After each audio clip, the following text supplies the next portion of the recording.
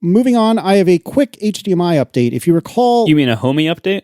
A HOMI update. That's right. I have a HOMI update. Oh, speaking of, I don't think I'll remember to put in the show notes, but somebody had actually done a recreation of my god-awful diagram on an actual physical Newton, which was delightful. And if the chat room can find it, I will put in the show notes, but I won't be able to dig it up. I would say it looks better than yours, by the way. It probably does. It probably does. So yeah, my HOMI update.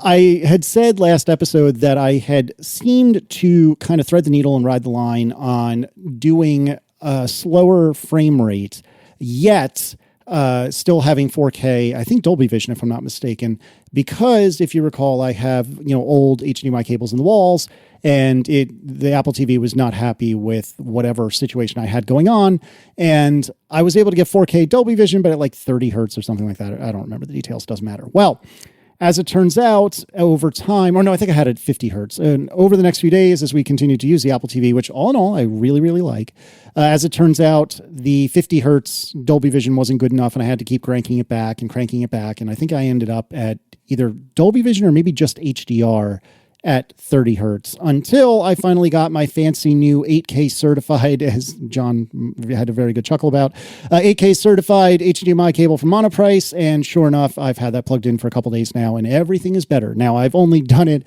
by draping it over the TV and draping it down the side of the mantle above which the TV sits. Please, I know it's too high. Leave me alone. So it's not installed properly yet, but at least at this point, I'm not getting flashes of blackness and disappearing audio. So I know you are all very concerned about it, and I am happy to say that a new HDMI cable did indeed fix the problem. I understand how we got here and why we're here, but I almost want to go back to a time where if something changed about the cable, well, guess what? You got to change the cable. Like, it's a whole different connector. It's a whole different situation. Now that we have 34 different versions of it, not literally, but, feels like 34 versions of HDMI and 307 versions of USB-C. It's frustrating. I kind of miss the old days when it was simpler and you would just have to throw all your cables away every 2 minutes. Yeah, it's not that. There was downsides to that as well. Indeed. I don't know. I feel like before stuff is even out, it's so complex. Like I had to order a new Wi-Fi router, or not Wi-Fi access point today. It turns out if you go under your deck to try to boost your Wi-Fi range outside, and you mount under your deck, well, mount is generous. You rest on a beam under your deck, an indoor access point that is not rated for outdoor use. Oh, that does not end well, does it? And if it then rains heavily for 4 days in a row, apparently it doesn't survive that. So I had to order a new access point today. But I was, long story short, I had to figure out what Wi-Fi 6 means. Is something that has Wi-Fi 6 on its name, does it support all of the parts of it or not?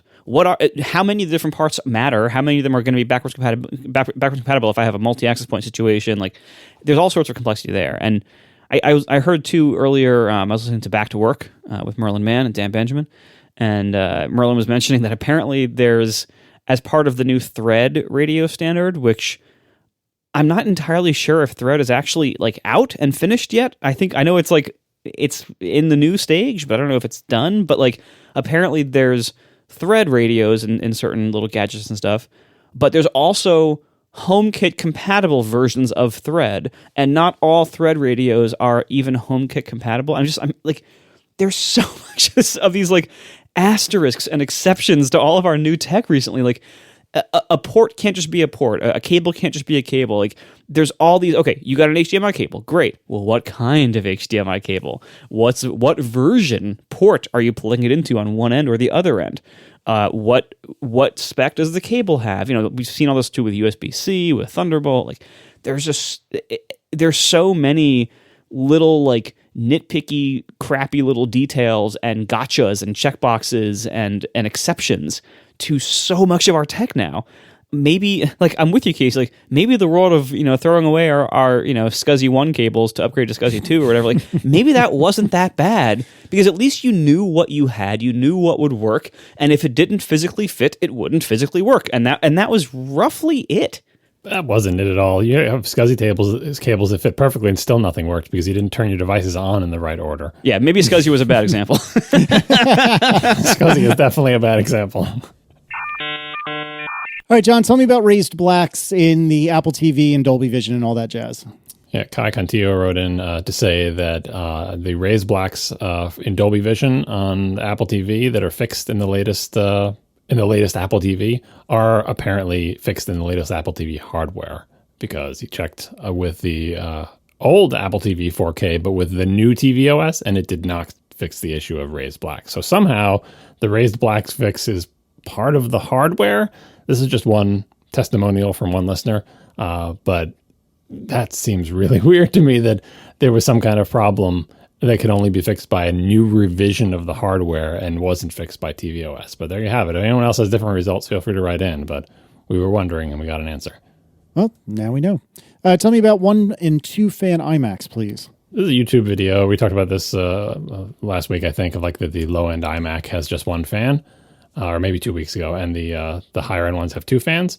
So someone did a test to say, what kind of difference does that make? And it turns out it makes a much bigger difference than I would have thought. So much so that it's all the more baffling why Apple only put 1 fan in the low-end one. So what happens in the low-end one is that 1 fan turns on a lot more, spins a lot faster, and is generally more annoying and noisier. And even despite all that, the thing runs hotter. So take a look at the video to see the results. I mean, obviously they're running like sort of torture test benchmarks to really just, maximize the CPU or maximize the GPU. It's not representative of normal usage. I'm sure normal usage, one of these new iMacs, whether it has 1 fan or 2, is generally pretty quiet. But pushed to the limit, that one with 1 fan, it seems to me, it would be better if it had 2. So word to the wise, if you're considering one of the fancy colored new iMacs, among all the other reasons to consider the higher end one, like having the extra ports and everything, consider it for this reason too. Apparently it's quieter and cooler. All right, and this is your time to shine. Tell me about, if you don't mind, Jonathan Dietz's Apple Silicon cost estimate spreadsheet.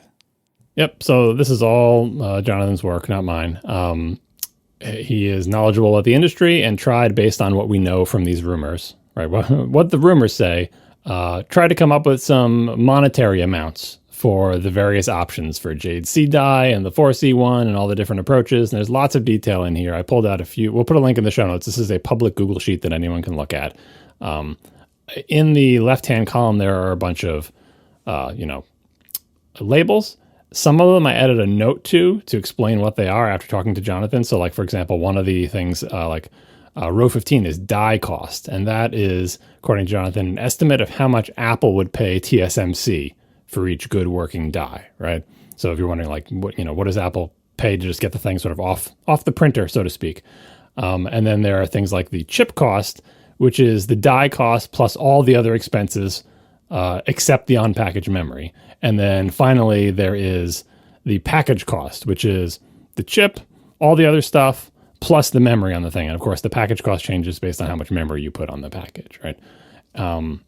So just to give a few numbers thrown out of the spreadsheet, Jade C die, which the rumor, according to the rumors, is sort of like the building block of all of the higher end Apple Silicon chips. Jonathan's estimate of how much does that cost Apple for each Jade C die that comes out of TSMC is $128. And then the memory cost, this is LPDDR4. The RAM costs are, if you get 8 gigabytes of RAM, it's like $34. And if you get 32 gigabytes of RAM, it's $136.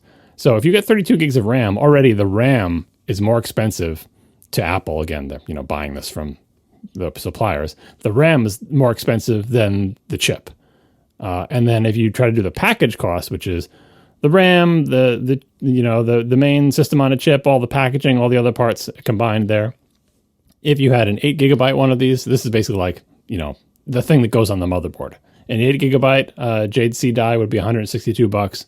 16 gigabyte would be $196, and 32 gigabyte would be $264. So this is the MacBook Pro-ish chip, right? So those are pretty low numbers. Obviously, Apple's cost is not the same, but when Apple was buying these chips from Intel, they were more expensive than this. And then at the other extreme, Jade 4C die, which is the big honkin' one, in theory, for the Mac Pro, this using the HBM2E, the high bandwidth memory, instead of using the LPDDR. There's some nuances about memory that we'll get to in a second. But anyway, for a 32 gigabyte version of those, actually, let's do the chip cost first. So the chip cost is $606. And remember, that is roughly comparable to what we were talking about before, like the Xeon, because remember, the Xeon doesn't have any memory on it. The Xeon doesn't have, GPU on it, right? Or if it does, it doesn't have like a good GPU. I had the same question, and I never looked up the answer. Does the Xeons have any integrated GPU on them or nothing? I'm not sure. I mean, there's a lot of different Xeons. There's a lot of different families. The ones that Apple uses, like in the iMac Pro and the Mac Pro, they don't have GPUs. So this is like, how much does Apple pay TSMC to get something roughly like the Jade 4C die hot off the press? $606, which is a far cry from what they're probably paying Intel for that Xeon. And then, of course, you had the memory costs. And again, the memory, if you get 64 gigs of HBM2E, that's $560, which so now the memory, even at 64 gigs, is similar to the price of the chip. And then the packaging costs are even more here because it's a more complicated package. So the package cost for a Jade 4C system on a chip with 32 gigs of RAM is $886, and with 64 gigs of RAM is $1,166. Again, these are all estimates, guesses based on rumors, so take this with all a grain of salt. But let's say this thing really does cost, say, $1,200 when Apple buys it. They get a thing that they can put on a motherboard on a Mac Pro. It's hard for me to believe that they're going to mark that up to, add $7,000 to the price of your Mac Pro, because that would be a heck of a markup. Is it that hard to believe? Yes. It is, though, because is it? Intel, if you buy the highest core count Xeon plus 64 gigs of RAM, Intel is not selling you that, or no one is selling you that for $1,200 total. So we'll see. We'll see what the markup is. Here's a couple paragraphs about the RAM that I thought were interesting. Just laying it out there. This is not our predictions. This is Jonathan's predictions, just to see how right he ends up being, or if this is all just way off. Because again, this is just based on rumors. So Jonathan says, one thing that the sheet, meaning the Google Sheet, doesn't fully explain is the memory situation. I'm pretty sure there will only be a single Jade C die floor plan. The Jade C chop will only have 16 GPU cores enabled. This is like what Marco said. Not due to yields on TSMC 5 nanometers, which are apparently fantastic, but because without GDDR or HBM memory, there is no way to feed more execution units than that. Sticking with LPDDR memory and an organic interposer will make that variant way less expensive and help keep it within the thermal envelope. The single tile Jade C die for the 16-inch MacBook Pro will get up to 64 gigs of unified memory, but it will be tiered, 2 stacks, or up to 32 gigs of HBM2E, along with 2 packages, or up to 32 gigs of LPDDR5. Each tile will also include dual-channel DDR5 memory controller, which will support ECC RAM for the Pro Max, which would then enable up to 1 terabyte of DRAM for the Jade 2C die and 2 terabytes for the Jade 4C die variant. So there's a lot of predictions about different kinds of RAM for different Macs and support for ECC, RDIMMs, and using HBME or LPDDR5, depending on the machine. I have a hard time believing that Apple would have that kind of variety, even in the Pro Macs that we know about, like a Pro iMac, a big Mac Pro thing, maybe a smaller Mac Pro thing. Like, that's a lot of variety. Like, because, again, look at the entire low to mid range of their line. There is no variation. It's the same thing in every single one. And to think that they're going to mix 3 different kinds of RAM and like all these different kinds of chips on the high end, I find it hard to believe. But Jonathan has planted his flag, and you can check out his spreadsheet, and we'll see how things turn out. We are sponsored this week by Hullo Pillow. Have you ever tried a buckwheat pillow? This is totally different than the pillows most of us are used to. It's, instead of being like a squishy bag of fluff or duck feathers or whatever, which tends to like collapse under the weight of your head and make your neck bend in weird places. The Hullo buckwheat pillow is more like a bean bag. This allows you to adjust its shape and thickness, and so you can support your head and neck however you want to. You just move the fill around, and it stays where you put it. Also, Hullo stays cooler and drier compared to typical pillows. The air just flows right through it, so it tends to breathe a lot better. You don't have to keep flipping your pillow over. And I've tried this. I love it. My wife loves it. She actually stole mine. It's an incredible thing. It's really cool. If you want like a nice, supportive, cool sleeping like beanbag pillow, and you can adjust it however you want. You can unzip the side. You can add or remove fill. You can buy more from the website if you need some later on. It's amazing. People have been sleeping on these things for centuries. They've actually been used extensively in Japan. You might even see them on the pillow menu at fancy hotels that are fancy enough to have pillow menus, I guess. And this is all made in the USA with quality construction and materials, a certified organic case, and buckwheat is grown and milled right here in the US. So see for yourself. You can sleep on it for 60 nights. If Hullo isn't right for you, just send it back and they'll give you a full refund, no questions asked. Go to hullopillow.com/ATP. That's HULLOPILLOW.com/ATP. And if you try more than one, you get a discount of $20 per pillow depending on the size. All orders are fast, free shipping, and 1% of all profits are donated to the Nature Conservancy. So once again, hullopillow.com/ATP. Check out a buckwheat pillow. It's great in the summer. Thank you so much to Hullo for sponsoring our show. Moving right along, Apple Podcasts app and show notes. Apparently they're broken again. Cool. I wanted to put this in here because I wanted to ask Marco about it. Do you know what the deal is for this? People complain to us a lot about like, hey, I tried to go to your show notes in the Apple Podcast app and they either don't appear or they appear, but they're totally unformatted and there's no links. And for those who don't know, as the song that plays on our podcast describes, you can find the show notes at atp.fm, which is a website.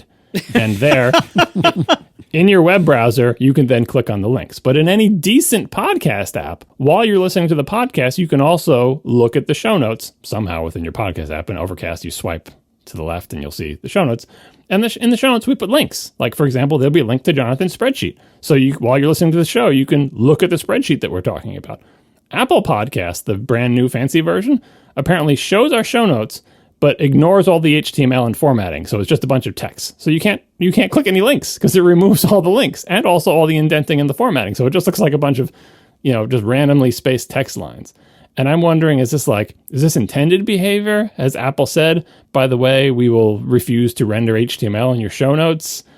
Like, I don't see the point of show notes if you can't include links, because that's kind of, I guess you could put a summary or description or something, but like for shows like ours, and for the tradition of many shows, things you talk about on the show, it's great to give people links to them. And I know we have a website that you can go to and do the same thing, but it's nice to be able to do it from within the podcast app. So, Marco, do you have any insight into this, or is this just... Oh, plenty. I'm just going to try to limit myself for time. All right.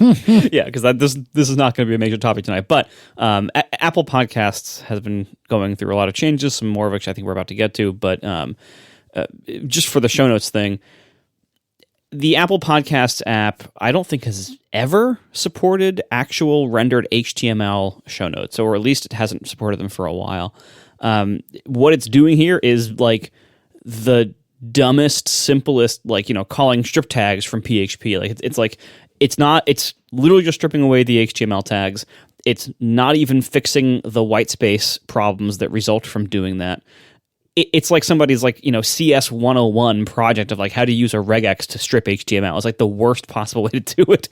And if they actually wanted to not support HTML in this field that is very clearly supposed to be, HTML inclusive in almost any other app, I would hope they would put some effort into making it at least look more reasonable than it does.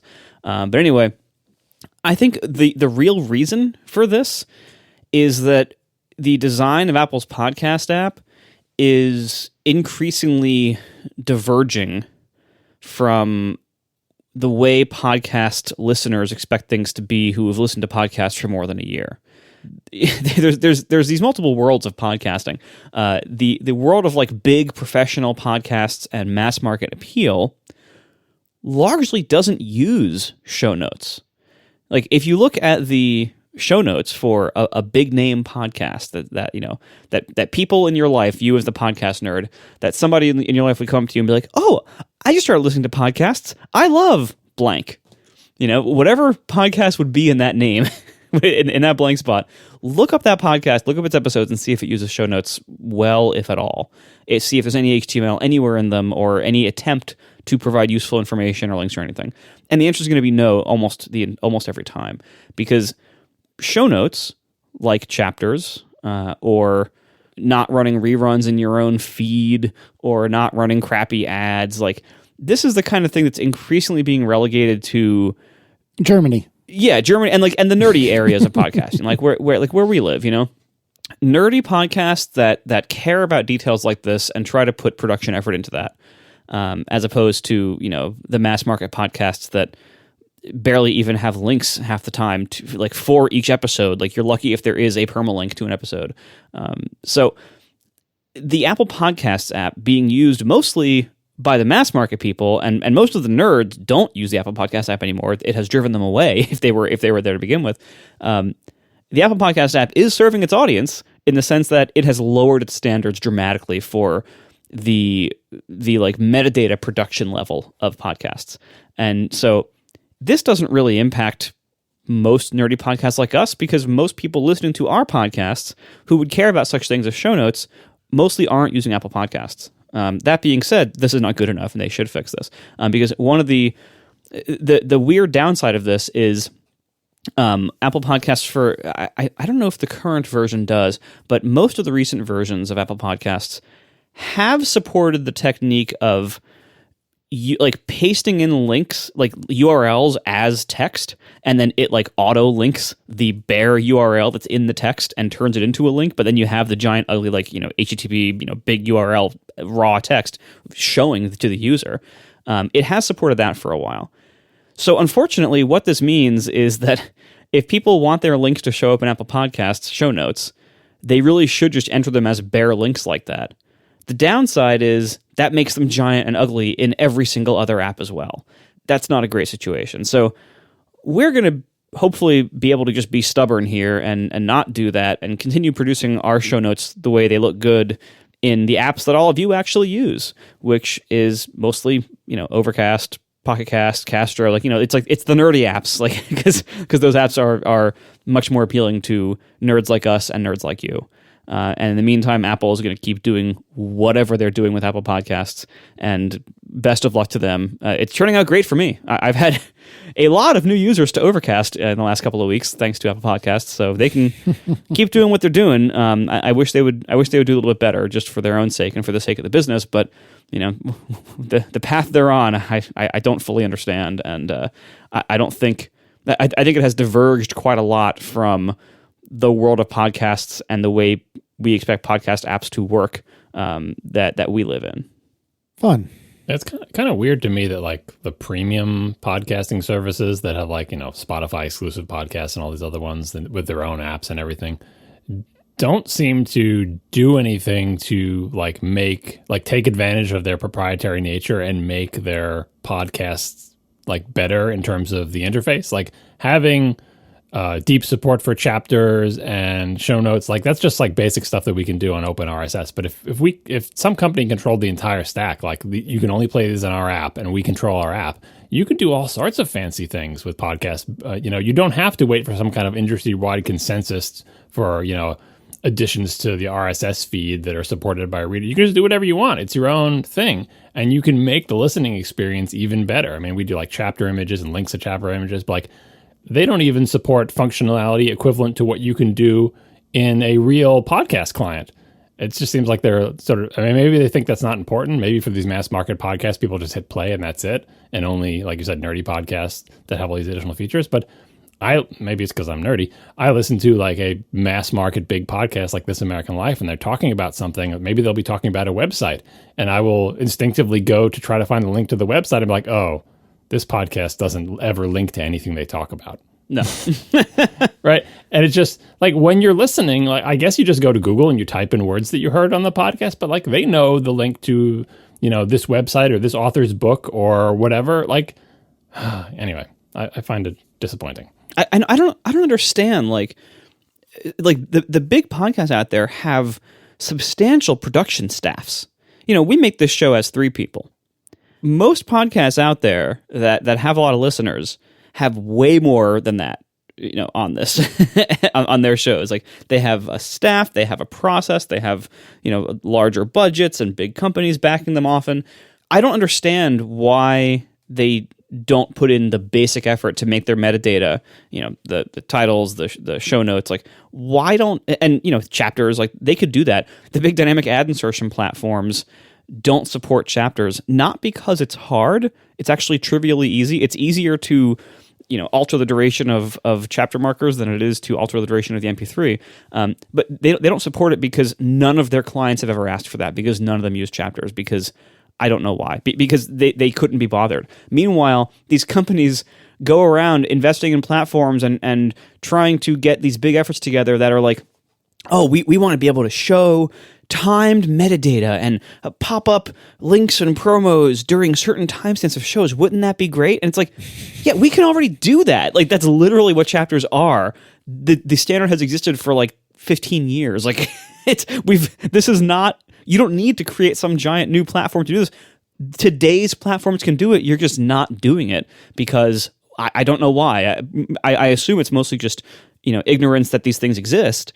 But even once they learn that these things exist through people like us in Germany yelling at them, they still don't do it. I don't understand. But I think a lot of the flaws in Apple Podcasts specifically, I think can be traced to, you can often tell when an app has had its design taken over by the business people. You can see this in so many apps, so many services. When you look at the way Apple Podcasts has the direction they've taken recently, and I can tell you this is a widely held opinion based on the emails and tweets and reviews that I'm getting from my app as people flee Apple Podcasts over the last few weeks. It sure seems to me, and a lot of those people who tell me, the new Apple Podcast app seems to be designed by people who don't listen to podcasts. and I don't think that's unreasonable of an assumption. I think it's very clear, when the business people take over an app's design, it starts to prioritize the goals of the company that makes the app over the goals of what the users might actually want. And it starts to treat the users more like sheep to extract more money from, rather than like, let's make the best app we can to attract more users. And that is, I think, where Apple Podcasts is going, unfortunately. But again, while this is kind of good for apps like me in the sense that it drives listeners away from them and towards me, I also don't love that they're kind of poisoning the ecosystem with mediocrity and just really frustrating a lot of podcast listeners out there, because some portion of those podcast listeners who get frustrated by the Apple Podcast app will go and find apps like mine. But I think a bigger portion of them will just be frustrated with podcasts and never realize they even can go look for some other app and just kind of be upset with it and maybe listen to fewer podcasts in the future. And I don't want that. I'd rather have Apple Podcasts be good and compete with them based on them being good, rather than accept their fleeing, disturbed fans who are upset about the terrible things that they're doing. So. I hope they get better. I hope they work through their issues they're having, because ultimately it's not good for the business if the biggest app in the business is not doing so well with quality. Yeah, 99% Invisible is a podcast that I really enjoy, and their show notes are like the summary blurb and a link to the web where they have like a blog post for each episode. And that's where like all the useful information is, which is in contrast to what we do, which is put all of the useful information in the show notes. Imagine that, right where you can see them. Wouldn't that be convenient? It's very frustrating. Well, you know what else might be frustrating if we were participating in it, but we are not, is that Apple Podcast subscriptions have been delayed to this month. I don't remember when they were originally slated to come out, but they're apparently coming out sometime in June. Yeah, I think it was late May originally, but okay. I mean, honestly, this is not surprising. I don't think it's that big of a deal. I think it's going to be, a few weeks of a delay, but they've had a lot of issues with the rollout of this. They've had a lot of back-end issues, a lot of issues with people's logins, server issues. There was a period last week where this show just disappeared from Apple Podcasts for a day. And this has been happening to many people's podcasts.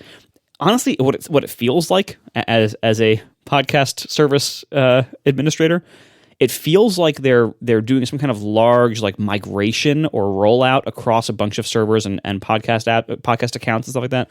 And it seems like part of this migration or update process that they're doing on the back end pulls every show out of Apple Podcasts for a little while as it is migrated to something. Because it's happened to almost everyone I know who has a podcast, but at different times, like on like a rolling basis across the last few weeks.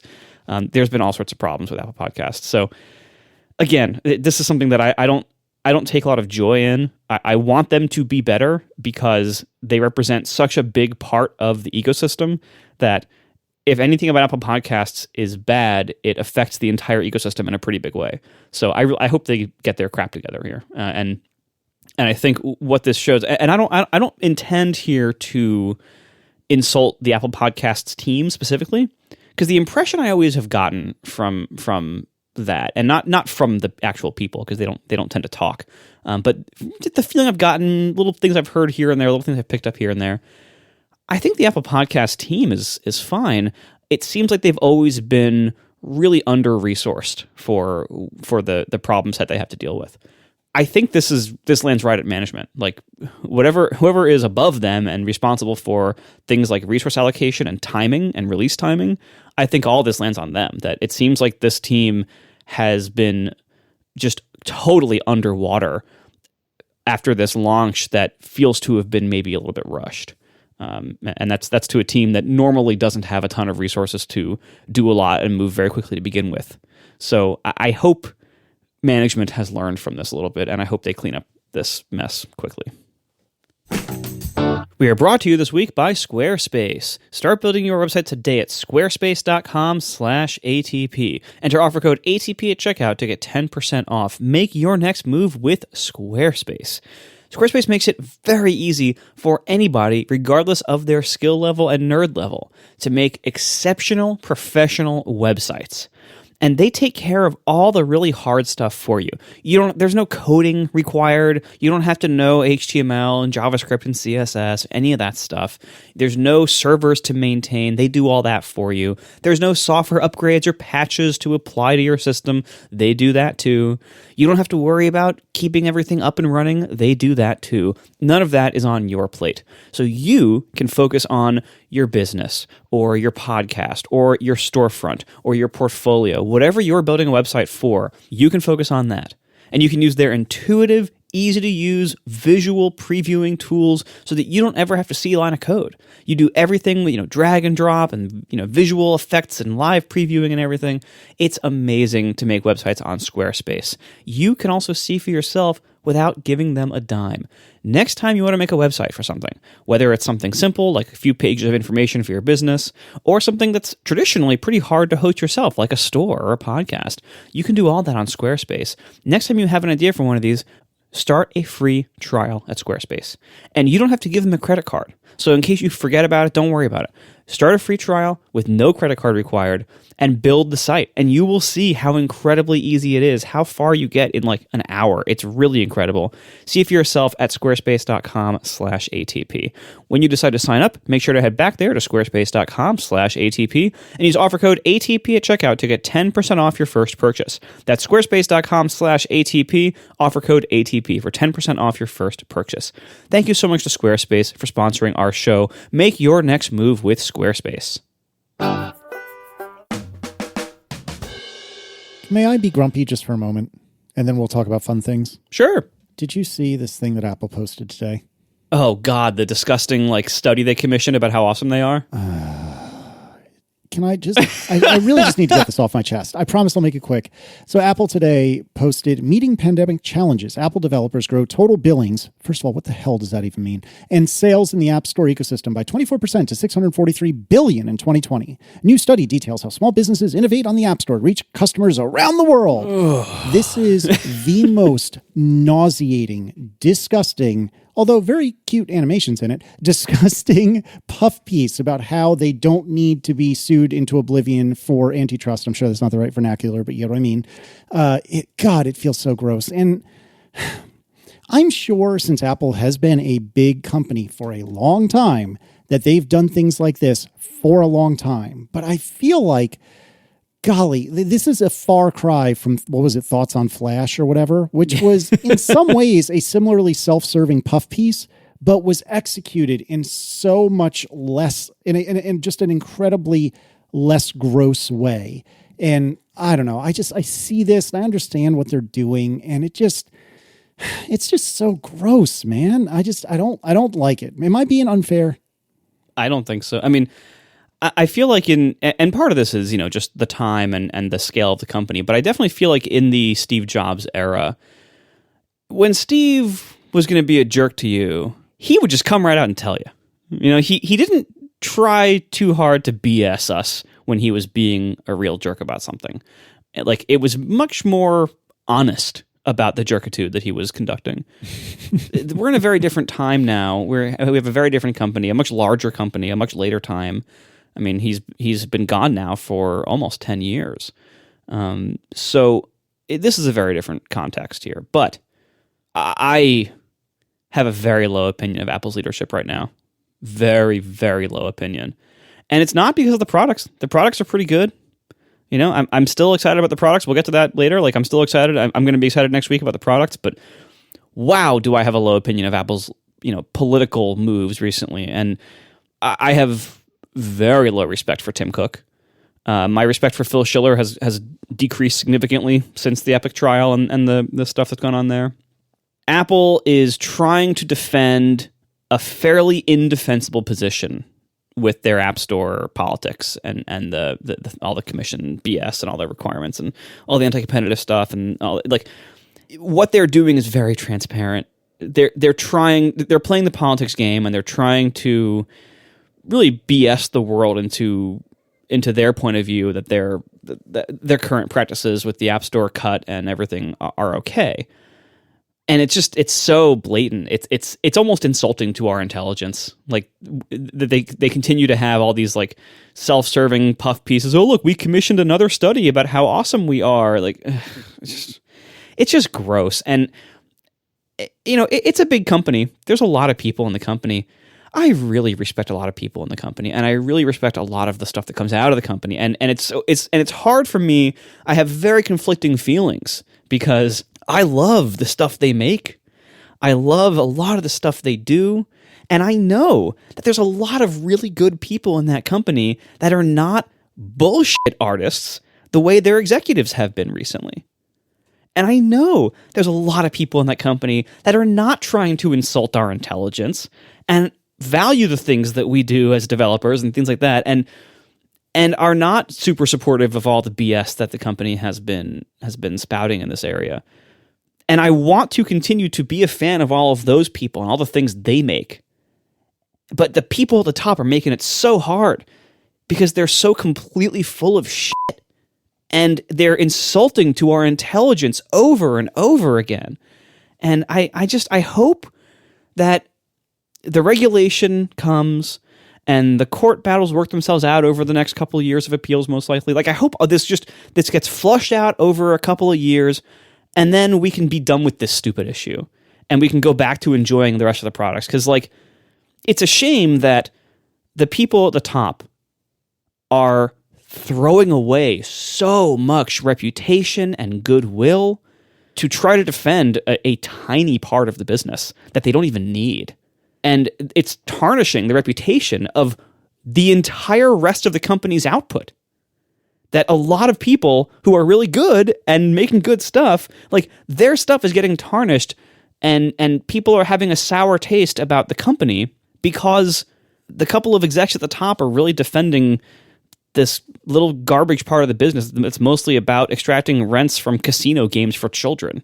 Like, is that really worth it? Like, it leaves such a sour taste in my mouth, and it's yet another, like, just I don't like this side of the company, and I hope that this era of this App Store drama ends soon, so we can move on to something else. Yeah, I couldn't agree more, and it's so frustrating because, like you had said, there's so much about this company and the products that they make, and all of us know a bunch of people that work there, and so much about it is admirable and is so great, and deserves our praise. And then the direction it's gone lately, particularly with regard to legal issues, it's so frustrating. It makes it hard for me to enjoy the totality of what is Apple Inc. And I don't know, I'm probably getting unreasonably worked up about what is ultimately a company made to remove my money from my wallet. But I don't know. It's our, as we've talked about in the past, it's our team. We like our team. We want our team to do well. And right. And I feel like it's not even that our team is in a slump to just absolutely beat this metaphor to death, but it's that our team is willfully getting rid of all of its, like, star players so that it can get these untested and unproven people that are a lot cheaper. Okay, that's a strategy, and it may pay off, but It's not a really good strategy. And I like the people we were already rooting for. Why do we got to go this other direction? And I don't know. It's just so frustrating. It makes it hard to be a fan of the totality of what is Apple. And I'm probably being unreasonably, I don't know if emotional is a word or worked up or whatever, but there's so much about Apple stuff that makes me so happy. And so much that it enables me to do that makes me happy. It's because of Apple stuff that over the last year and a half, I've been able to keep up friendships and family relationships and see people from far away. I mean, I remember, as silly as it sounds, I remember going to Singleton with you, Marco, in, I don't remember what year it was, like 2011, 2012, something like that. Maybe it was after that. I don't remember if ATP was a thing or not. But anyways, we went to Singleton, you and I. You had been a couple times. I only went once. And this was right after FaceTime and FaceTime audio were a thing. And I remember I was in Montreal and I could call Aaron on Wi-Fi for free, which sounds kind of dumb. But at the time, that was monumental. If I had gone just a few months before to Singleton, like if it was hypothetically in spring instead of fall, the only way I could have spoken to Aaron was using something awful like Skype or like doing an international call. Or, or at least that's the way I remember. Maybe that's not factually true, but that's the way I remember it. And all I had to do to call Aaron was do a FaceTime audio call. It was easy peasy. And you know what? It just frickin' worked.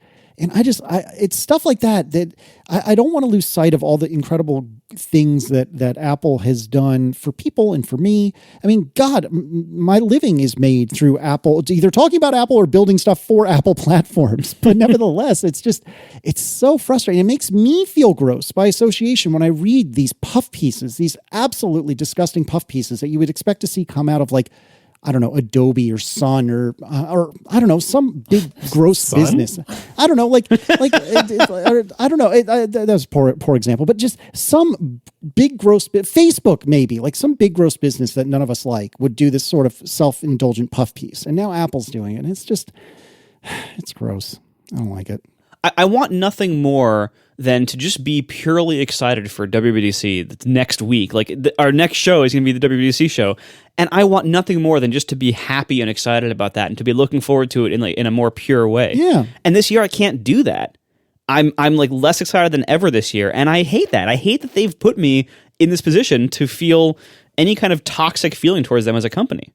Because they've just been so gross recently with the court case and all this stuff. Like the things that they've said on the stand, the positions they've held, they've just been so gross. And then they go put out these self-serving studies that are just very thinly veiled political BS things. It's just like I don't like feeling this way about this company that I otherwise like so much.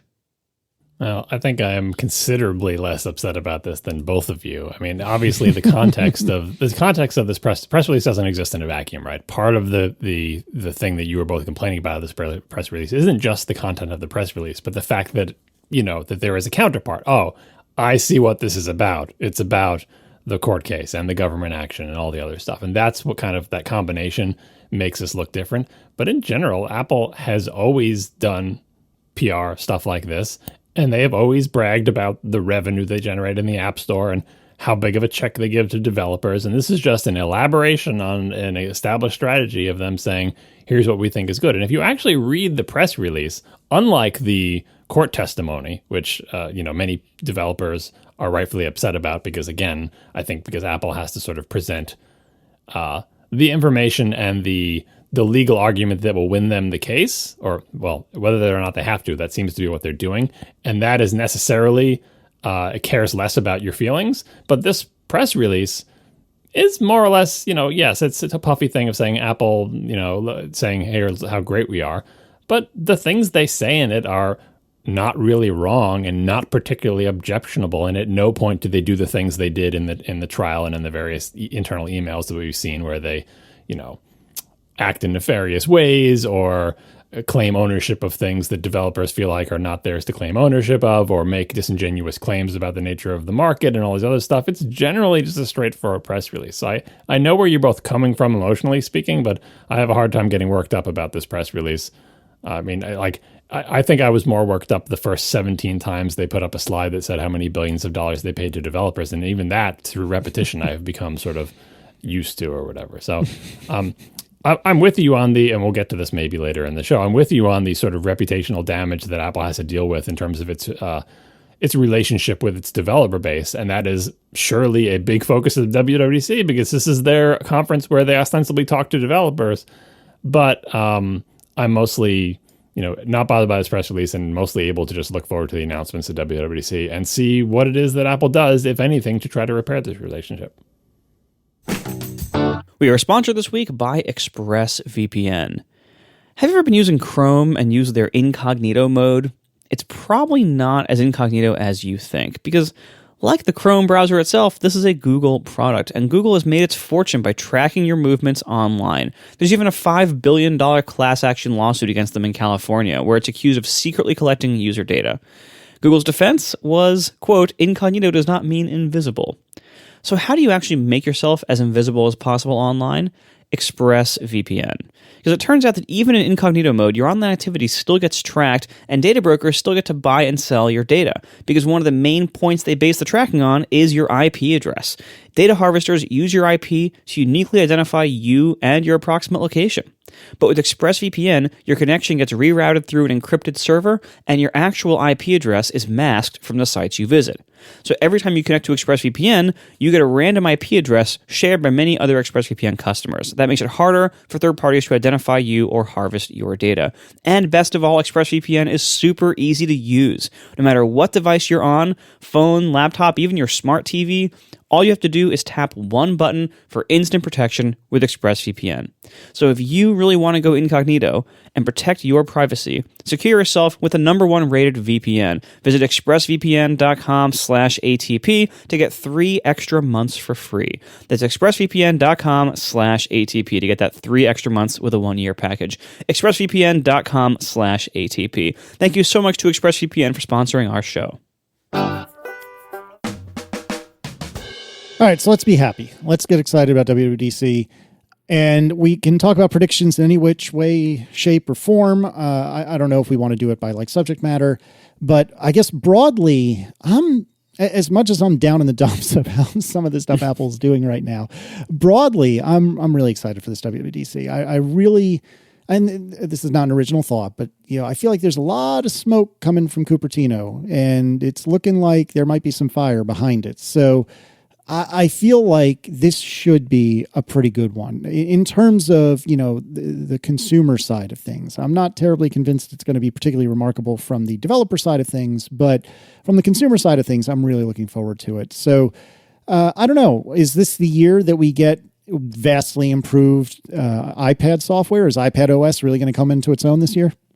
Before we leave the dump, real quick, a lot of let me re-enter the dump briefly. Oh, I tried. A lot of people think that Apple will announce something at WWDC that will help repair the developer relationship in some way, whether it's a change to App Store policies or whatever. And I just want to go on record as saying I don't think there's going to be anything of the sort. I think if they're going to do that, it would be a totally separate thing that would not be held for WWDC, and that's a whole separate thing, and I don't expect anything like that. I think this is going to be, if anything, it's going to be intentionally a diversion away from all of that to focus on the new tech stuff and hopefully get all of us to temporarily forget how much they've angered us over the last year or two. There's not that we want to go into that immediately about how they can repair the relationship, but I feel like one category of thing there that is a tech thing, but also would help repair the relationship in a strange way is one of Casey's favorite things. If they announce vastly improved documentation, no, it's not like, oh, we're taking a smaller cut of the App Store, or now you're allowed to use your own payment methods. It's not that. I know what you're getting at. But if they do say, oh, and by the way, here is the culmination of our secret year-long let's fix all the documentation project, that would help. I mean, I know it's a different thing. It's like, oh, how does that help me? It doesn't help me anything with my your app that you rejected or the fact that you won't let me use a payment method. But it does help make developers happier. Just giving them a good thing over here, it doesn't make the bad thing go away, but it does make you feel a little bit better. So I think that category of stuff where it's developer tools, developer experience falls into the category of, and I'm mostly with Marco, of Apple's going to show us all the new things they have and try to get developers excited about it. New hardware, new software, and new tools for you to get your job done. And part of that is potentially vastly improved documentation. Not that I'm predicting that at this point, but I think that is a plausible thing that they could announce, as opposed to like what Marco was getting at, like saying, "Oh, and by the way, today we're announcing you're allowed to use any payment method," because that seems highly unlikely. Yeah, the documentation that would be amazing. Like that, I mean, talk about what would get like a massive applause in the room. But I just think it's unlikely. I think that's the kind of thing that if they're going to do it, they might do it more quietly and just over time. And honestly, even if they announced some kind of new documentation effort, I'm not sure I would believe it unless I saw it. Like it might be like, oh, we're gonna document all this stuff. Really? Will you? Like, how far back have you gone? Is it done yet? That being said, before I forget, I don't know, I would probably never have an opportunity to bring this up otherwise, but I recently had to relook up some documentation for some of my favorite functions, the VDSP functions in the Accelerate library, and they have amazing documentation. Oh yeah, because these are mostly functions that do like math operations on large arrays of numbers, and they they have things like they have graphs that show like, if you apply this function, like the results will look like this graph on your numbers. Like it's actually really well documented, which is kind of funny because the functions themselves are comically unintuitive if you've never seen them before. Like the names of the functions and the parameter names, like it's all like, it looks like just garbage soup of letters that mean nothing if you're new to it. But the documentation's really good, and so clearly, some of the teams in Apple have the ability to make good documentation. So that's why, like, I don't think the company is somehow opposed to it. I just think they're just not allocating the resources. I mean, this is yet another, this is kind of the story of Apple, but like, they have infinite money, but they don't have infinite engineering resources or time or technical writing resources or like whatever combination of resources is required to make good documentation. And I think it's just a matter of like management needs to allocate more resources to this problem. And that might mean expanding certain departments in a big way that might be harder to do than just throw money at it. But like they can do it. There's nothing stopping them from having the best documentation in the world. They could do it if they wanted to. And I hope that someday management will want to. Because that's all it would take. It's not going to be super easy. I'm sure there's hard challenges involved in expanding certain things. But if they want to make great documentation, they can. If anybody can do it, it's them. And I hope they start valuing that at some point. Oh, a man can dream. I don't know. I got some interesting feedback after I wrote that post in November about their piss poor documentation, and it sounds to me like there are some pretty systemic issues within Apple that is preventing any sort of real honest-to-goodness improvement happening, unless, since I spoke with some of these people, maybe things have changed since then. Certainly, I wrote this blog post in hope that it would get passed around and something would happen, because gosh knows that anything we say on this podcast, nobody ever hears it that matters. But nevertheless, no, you'd be surprised. They hear it. But, as some podcaster once said, I forget who it was, success hides problems. Yeah, I have heard that somewhere. Wish I knew who it was. I didn't make that up. It's from a book. That was a Pixar one, wasn't it? By Catmull? Yeah, Ed Catmull's book, yeah. All right. Can we please... I'm the one who brought us to the dumps. Let me bring us back out. All right, let's talk about happy things. Is this the year... John Syracuse, is this the year for iPad OS to really shine? I prefer to start with hardware, because honestly... Good talk. All right. I'm picturing like the artwork for this episode just being like a bunch of trains just derailing and just like it's just we're hovering around the topic. It's about WWDC and predictions. And the reason I want to talk about hardware is this is always the debate of like, how much does Apple want to talk about hardware at WWDC? Because really, unless the hardware has some new feature that they want developers to support, like say they're putting out a bunch of VR glasses, like that's hardware that is clearly has a developer focus. But if the answer is, oh, it's just like a new laptop or something, there's probably not much for people to do development-wise that they differently to support the new MacBook Pros than the old MacBook Pros, right? Or we assume based on the rumors.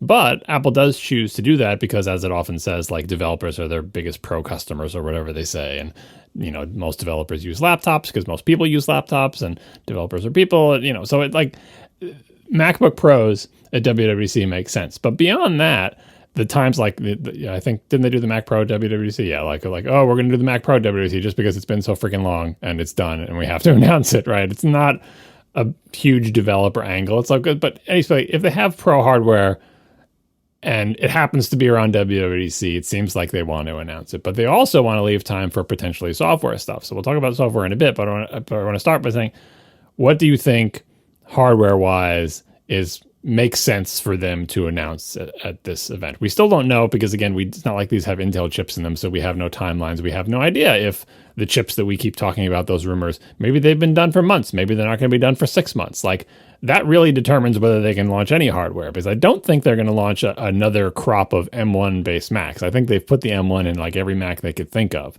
So it's either the new, better than M1 thing is ready in some reasonable time frame, or it's not. I don't think we have any information. I certainly don't personally have information on whether the new better than M1 thing is ready. So I'm just going to assume that it is and say, assuming it is ready, what do we think they would announce? And the only prediction that I feel comfortable with is MacBook Pros. I don't think there's going to be a Mac Pro. I can't even feel confident that there would be the Pro iMac or a bigger, iMac. I feel like MacBook Pros is the one and only thing that I have any reasonable feelings about appearing on stage in this thing, and then beyond that, everything would be gravy. What do you think about hardware for the show? I don't know. I think you're right that if it's anything, it's going to be a MacBook Pro, preferably, the new 16 or what have you.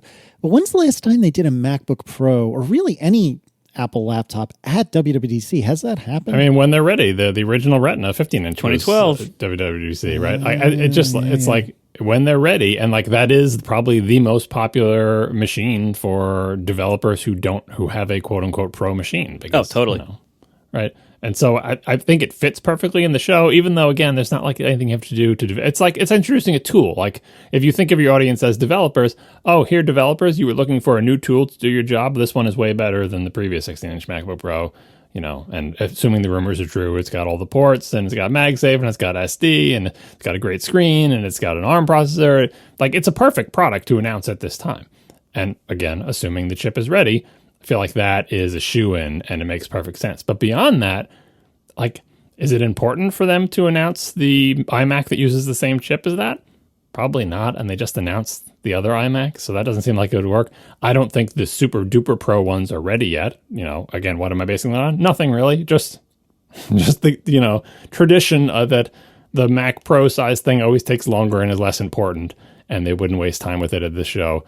Unless, even with the M1, it's not like they released all those M1 Macs at the same time. And you can say, well, what were they waiting for? Maybe they were waiting for more M1 system on a chips to be ready. Maybe they just weren't done designing those Macs. But just because the sort of the heart of the machine is ready doesn't mean they're ready to release the Macs. So I just feel like it's MacBook Pro, if anything, MacBook Pro, and then nothing else. I'm guessing that's mostly right. The only thing I would add, I think you're right that probably not the big iMac, because they just did iMacs, and I think if they were going to do the big one, they would have done it at the same time. I think the only thing we're likely to see beyond the MacBook Pro might be the higher-end Mac Mini that uses the same CPU as the MacBook Pro. That is rumored to be a product that exists in their lineup. We'll see if it actually is. I think it makes sense to have that. And then that could tide developers over for their high-end desktop needs for a little while longer until the, maybe, iMac or iMac Pro, whatever the big iMac is called. I assume iMac Pro. And then hopefully someday the mini Mac Pro that uses the 2C and 4C Jade dies. That ties into the potential for a non-ridiculously priced Apple monitor to connect to your MacBook Pro or a new Mac Mini. If they're if that thing exists at all, and it's remotely ready, yeah, sure, introduce it with the MacBook Pros and potentially the Mini, right? That would be amazing, but I don't think it's going to be ready yet. No, certainly not. But to that end, John, what would happen first, do you reckon? Do you think that we will get a standalone non-$35,000 monitor, or do you think that I'll actually get documentation that doesn't suck? Monitor. The problem with the monitor question is I'm not sure that product exists at all like will ever be released. So it's hard for me. I'm not sure that good documentation will ever be released. That's facts. No, well, Facts. the thing about documentation is, like you just noted, Marco, there are islands of good documentation. It's just a matter of spreading them. Like, what makes, it's not like if they don't have some sort of universal company-wide effort, it's not like all the documentation is going to go from bad to good in one day. It would just be like documentation was previously like, 50% acceptable and 50% unacceptable. And then it changes to 60-40. And at what point do you say, yay, Apple has fixed their documentation, right? I hope the trend is positive and that it's getting better and not worse after a long slide in the other direction. But it's hard to say, like Casey trying to say it as a point in time. A releasing of a monitor is a thing that either happens or it doesn't, and as an event. Good documentation is a journey. Oh my gosh. I have regrets. No, I think you're right that a MacBook Pro would make the most sense. Certainly, I have been itching to get myself an M1 or equivalent Mac. I don't have any real complaints about either my iMac Pro or my 13-inch MacBook Pro, but as I've said many times, I don't want to upgrade the laptop until I can get a 4-port Apple Silicon chip, and I probably won't upgrade the iMac until I get said laptop and realize how unbelievably slow my iMac feels by comparison. So I've been kind of bracing myself for this to be a very expensive year for me with Apple products. And thus far, the only thing I've bought is one AirTag and an Apple TV. So Apple, remember when I said to you a few minutes ago that you used to be really good at taking money from me? Let's get back to that. Let's take some money from me. You're supposed to get a new remote too, so there's $60 more. Well, no, I'm too cheap. The old one was good enough. No, it's terrible. I'm going to get so many emails. Anyway, so I don't see any other hardware happening, although, honestly, my hope, and this is going to sound a little weird, my hope is that we don't get any hardware, because I think that if we don't get any hardware, that means we were so jam-packed with incredible software updates and improvements and so on that they just didn't have the time for the hardware, and they'd have to do it at a different time. Well, none of us talked about the VR glasses, so I guess we're just all in agreement that this is not the year for that. Like, the problem with the VR stuff is they're doing so much work internally. They release all the software, all the AR kit, all the things, all the spatial audio, like the software we get to see. And sometimes we accidentally get to see like the software that works with whatever their internal goggles are. Remember, there's various leaks about that over the years. But it seems like they never released the hardware. And I'm not sure why, because unless the plan is we're not going to release any hardware until it's like a James Bond style, like just look like a normal pair of glasses, like that's going to be a long wait, right? They have apparently internally things that look like VR goggles. It's a big thing that goes in your head, and yeah, it's Apple-y and it's nice and so on and so forth. But that's what they're working on. It's like, well, are you ever going to ship a product like that or not? Because if you were going to, it seems like WWDC would be the time to do it, because it requires developer support for, because writing software for VR is considerably different than writing software for a Mac or your phone or whatever. Now would be the time. But if this isn't the year, like, do we just keep waiting? Because all the rumors of their VR stuff have not been like, it's totally different than any VR you've ever, it's a VR thing, like VR, AR, like it's a big thing that goes in your head. It's not something that looks like, a simple pair of glasses with hidden screens in it. We're not at that stage yet. So I haven't heard any rumors. You figure we would know more about it. But the problem is, I think we kind of get bored of like, yeah, that's the thing Apple's working on internally, kind of like the car or whatever the hell they're doing there. But, it's not like it, if they released it, it's like, oh, what a surprise. They shocked everybody. We've known for years this is the thing they're working on. It's just at any point they could decide, is this a shippable product or is it not? And thus far they've said not. But if we just stop paying attention to it and they suddenly release it, I think we have to keep that in the back of our minds as a thing that Apple can do at any time without any huge secret effort, because it's no longer a secret. They're really, not that they're not trying to keep it, but like everybody knows they're working on this, just like everyone knows they're working on a car thing. So that secret is out. It's the only question is, what exactly is it? How much does it cost? Is it a product? Are you going to release it? And they can make that decision at any time. I also think this is probably not the year for that, but it's kind of like the Mac Pro. Like any year could be Apple VR year at this point. Like they just have to decide, like they did with the car, whether you're going to ship it or not. Again, with the car, they decided not many times over, but presumably that will change eventually too. So assuming it's not a VR year for hardware, which would itself take up a huge amount of the software thing, then we get to Casey's thing is like, okay, well, if it's just MacBook Pros or maybe no hardware at all, and this is a big year for software, what is the big software, right? Casey mentioned iPad OS, and my problem with the iPad OS rumor is that this is what everyone says every year. Like the iPad hardware gets a lot better. They're like, boy, I can't wait until there's an OS to take advantage of this. But most people do not have any concrete ideas of what that would be, except for the people who say, I just want Mac OS on my iPad, which is not really something that Apple seems like they're in favor of. We all just want something about iPad OS to be worthy of the hardware that it's on, to let users be more productive, to give them more flexibility. I did say more like a Mac, but I don't mean a more like a Mac in terms of the interface. I mean more like a Mac in terms of the way that someone who is familiar with the platform can do lots of different things with it. On iPad OS, lots of limitations in the US make it trickier to do things that the hardware is capable of, but the software it kind of gets in your way, right? And so aside from the iPad OS gurus who themselves have, like Viticci or whatever, who have very specific ideas of exactly what kind of changes they want to iPad OS, I think most people, including me, understand that iPad hardware is as powerful as a Mac, like duh, it's got the same chip at this point, but that iPad OS is not as quote unquote powerful as Mac OS in terms of letting you take advantage of that hardware in all the ways you can on the Mac. I mentioned this on a past episode. It's not as if iPad OS stops you from using all of that hardware within a single application, with the caveat that people have discovered that apparently you can't use more than 5 gigs of RAM within each app, but that just seems like a software limit that they'll probably lift in the new version of iPad OS. But you can, certainly do like a render or just eat up all your CPU and GPU time on your iPad, and you'll be using the full power of the system on a chip to do that thing, plus or minus, I suppose, thermal throttling or whatever. But that's not what people are talking about. What people are talking about is on the Mac, I can have 17 different things open and seamlessly move between them, and have the flexibility of downloading apps that aren't from the App Store. And, I can use AppleScript and I can use command line stuff. Like there's so much more flexibility for literally the same hardware if you take like a MacBook Air with no fan and an iPad with no fan.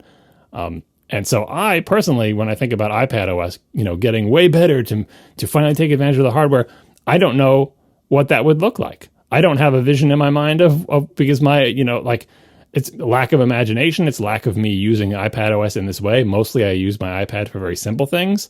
So I don't know, say iPad OS 15 fulfills everyone's dream. What the heck does that look like? What are people expecting? We can keep just talking about it in vague terms, but I can't picture sort of how that would change other than something really radical. Like, guess what? iPad OS has Windows now, not the Microsoft product, but like literal movable windows. No more splitting your screen, no more this, no more that. And you can use command line scripting, and there's a terminal, and the fantasy of essentially an iPad OS that gains a bunch of features that only the Mac had previously without becoming Mac OS, but I don't see that happening. So I think it's going to be another year where people are happy about the things they get in iPad OS. Oh, we can use widgets on the home screen now, and all the features that were only on the phone are now on the iPad, plus there's some cool new iPad stuff. But in the end, it's like iPad OS, a month after WWDC, people are still saying iPad OS needs to go further. Yeah, I'm not expecting a lot on the iPad front. It does seem, I mentioned this before, but it does seem like Apple has kind of taken their foot off the gas in the iPad arena recently, it's software-wise, as they've been so focused on Apple Silicon on the Mac and everything else. But I don't know, because I'm not an iPad power user, I think I'm going to stop talking about it right here so I don't anger all the iPad power users. But yeah, it doesn't seem like their pace of development on iPad OS is aggressive enough to expect really big things to happen this year. I hear what you're saying, and I don't disagree, but I could swear that, wasn't it last year we didn't really get much on the iPad, but the year before we got a whole ton. My memory is so bad these days, I can't remember what's what. But we've all lost a year. Yeah, well, there's that too. But I feel like it was WWDC 19 where we got something on iPad, or several somethings on iPad. We got a whole bunch of new iPad stuff. And actually, cursor support was not a WWDC thing, but that's happened since then. I feel like Apple seems to have been, and I can't cite my source, it's all just gut feeling at the moment, I apologize, but Apple seems to have been in a 2-year TikTok sort of thing. So in 2019, we got a lot. 2020, we didn't get squat. In 2021, we getting a lot. I feel like we may be. I don't disagree with your pessimism, Marco, but I I personally am optimistic that I think this might be the year that we probably will not get everything we want. And all of us, including me, will probably grumble about how we didn't get this or didn't get that. But I think we will be getting a lot on the iPad, more than just, oh, here's your stupid widgets, leave us alone. I think we're going to get something more significant. I don't know if that's going to be a revamp of multitasking. I don't know if it's going to be windowing. I don't know if it's going to be a terminal or something more robust with shortcuts, or I don't even know what. Like John was saying a moment ago, like, what does this even look like? I don't know, but this is why I don't work at Apple, because I'm not smart enough. So I'm very curious to see what happens with iPad, and I will put my hat in the ring, and I will put my vote in the box that says it's going to be a big year for iPad. Well, and ultimately, like what iPad OS seems to really need is follow through. Yeah. This is something that Apple's been really bad at with they have this kind of, you mentioned the TikTok cycle, and I think it might actually be having the fate of Intel's TikTok cycle of tick tock talk talk talk talk talk. We're going to keep adding more talks, but like they try out ideas on we're going to really put some effort into iPad OS, and we're going to really make it more powerful and address power user needs and really make things easier / better / more capable.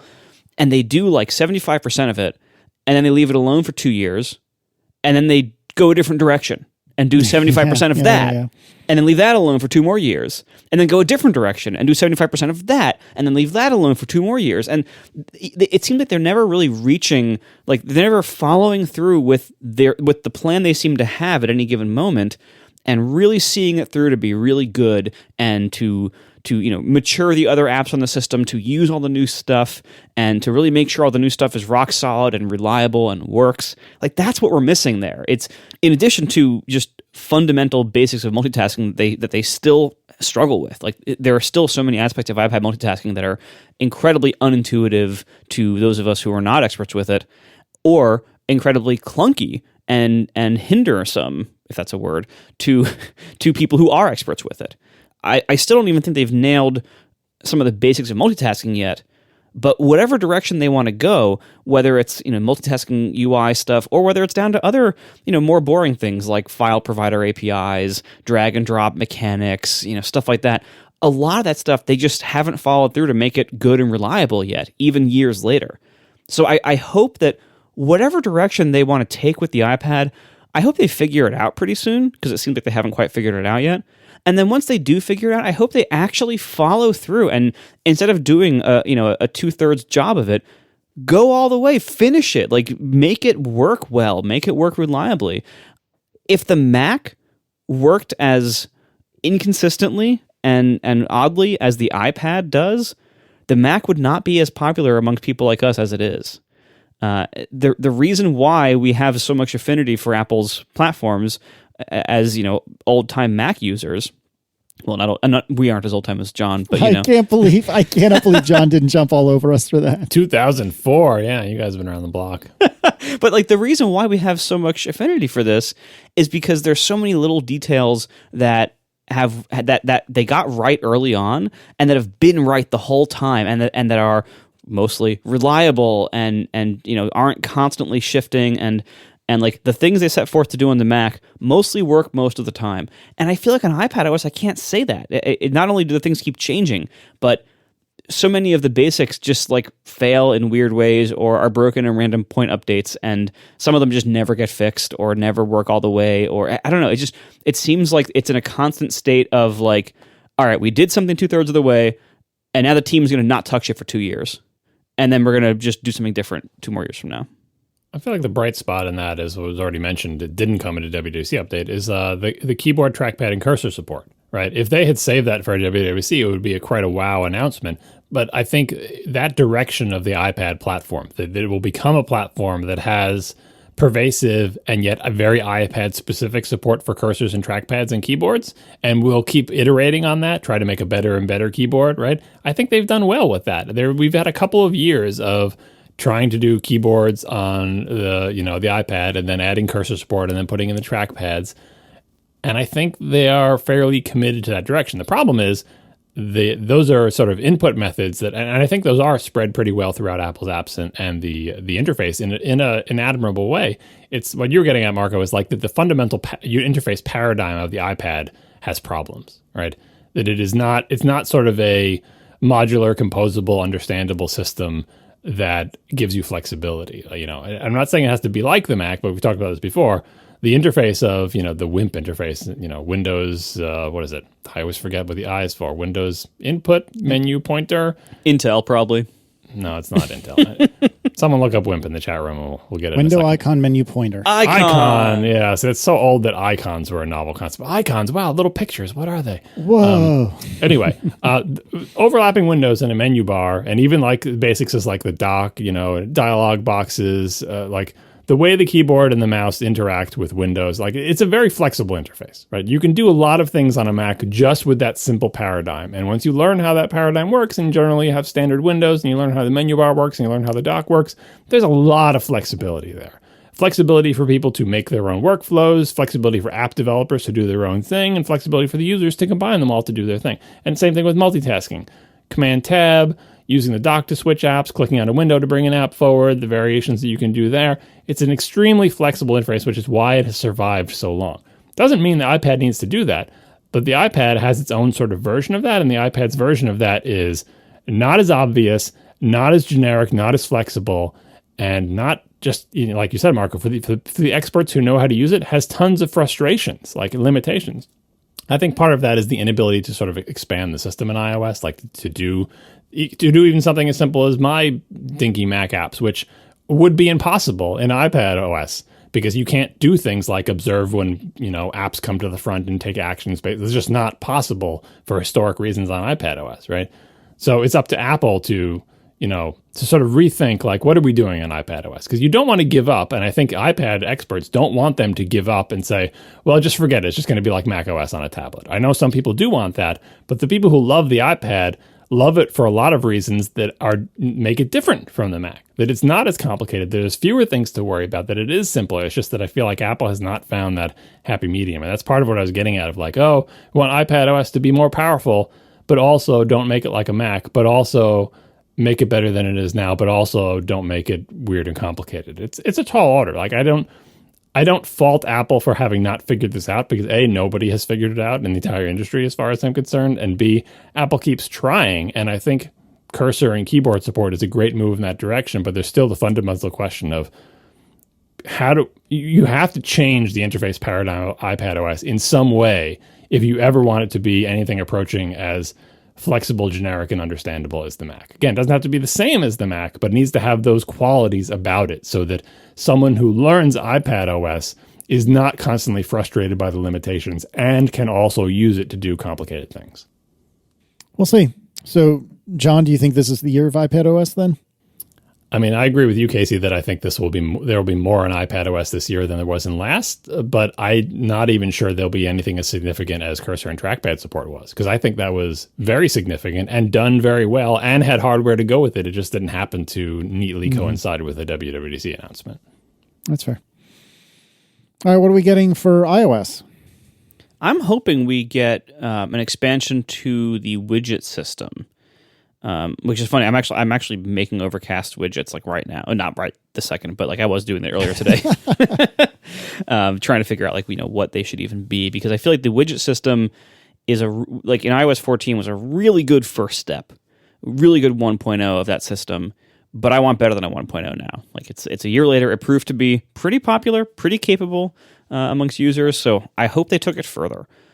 What I'm mostly hoping to see is first of all, a better flow for placing them on your home screen that doesn't make you inadvertently blow up your entire icon arrangement while moving them around. But that might be too much to ask. But what I want to see is a smaller size, because right now the smallest size is basically 2x2 icons. I'd like to see one that's maybe like 1x2, like 2 wide, 1 tall. So you could fit more widgets on certain screens without having them take up so much space. I agree with that. And for at least the larger sizes, I would like to see, ideally, some improved interactivity capabilities. Right now, the way widgets work in iOS 14 is that the smallest size, the only interactivity is you tap it and it launches the app. And the bigger sizes, you can define tap zones within the widget, and then it still just opens the app, but then it tells you like which tap zone was hit, and then your app can respond accordingly. It's like an image map. Yeah, exactly. Wow, good reference. Yeah, so I would like to see maybe more interactivity there.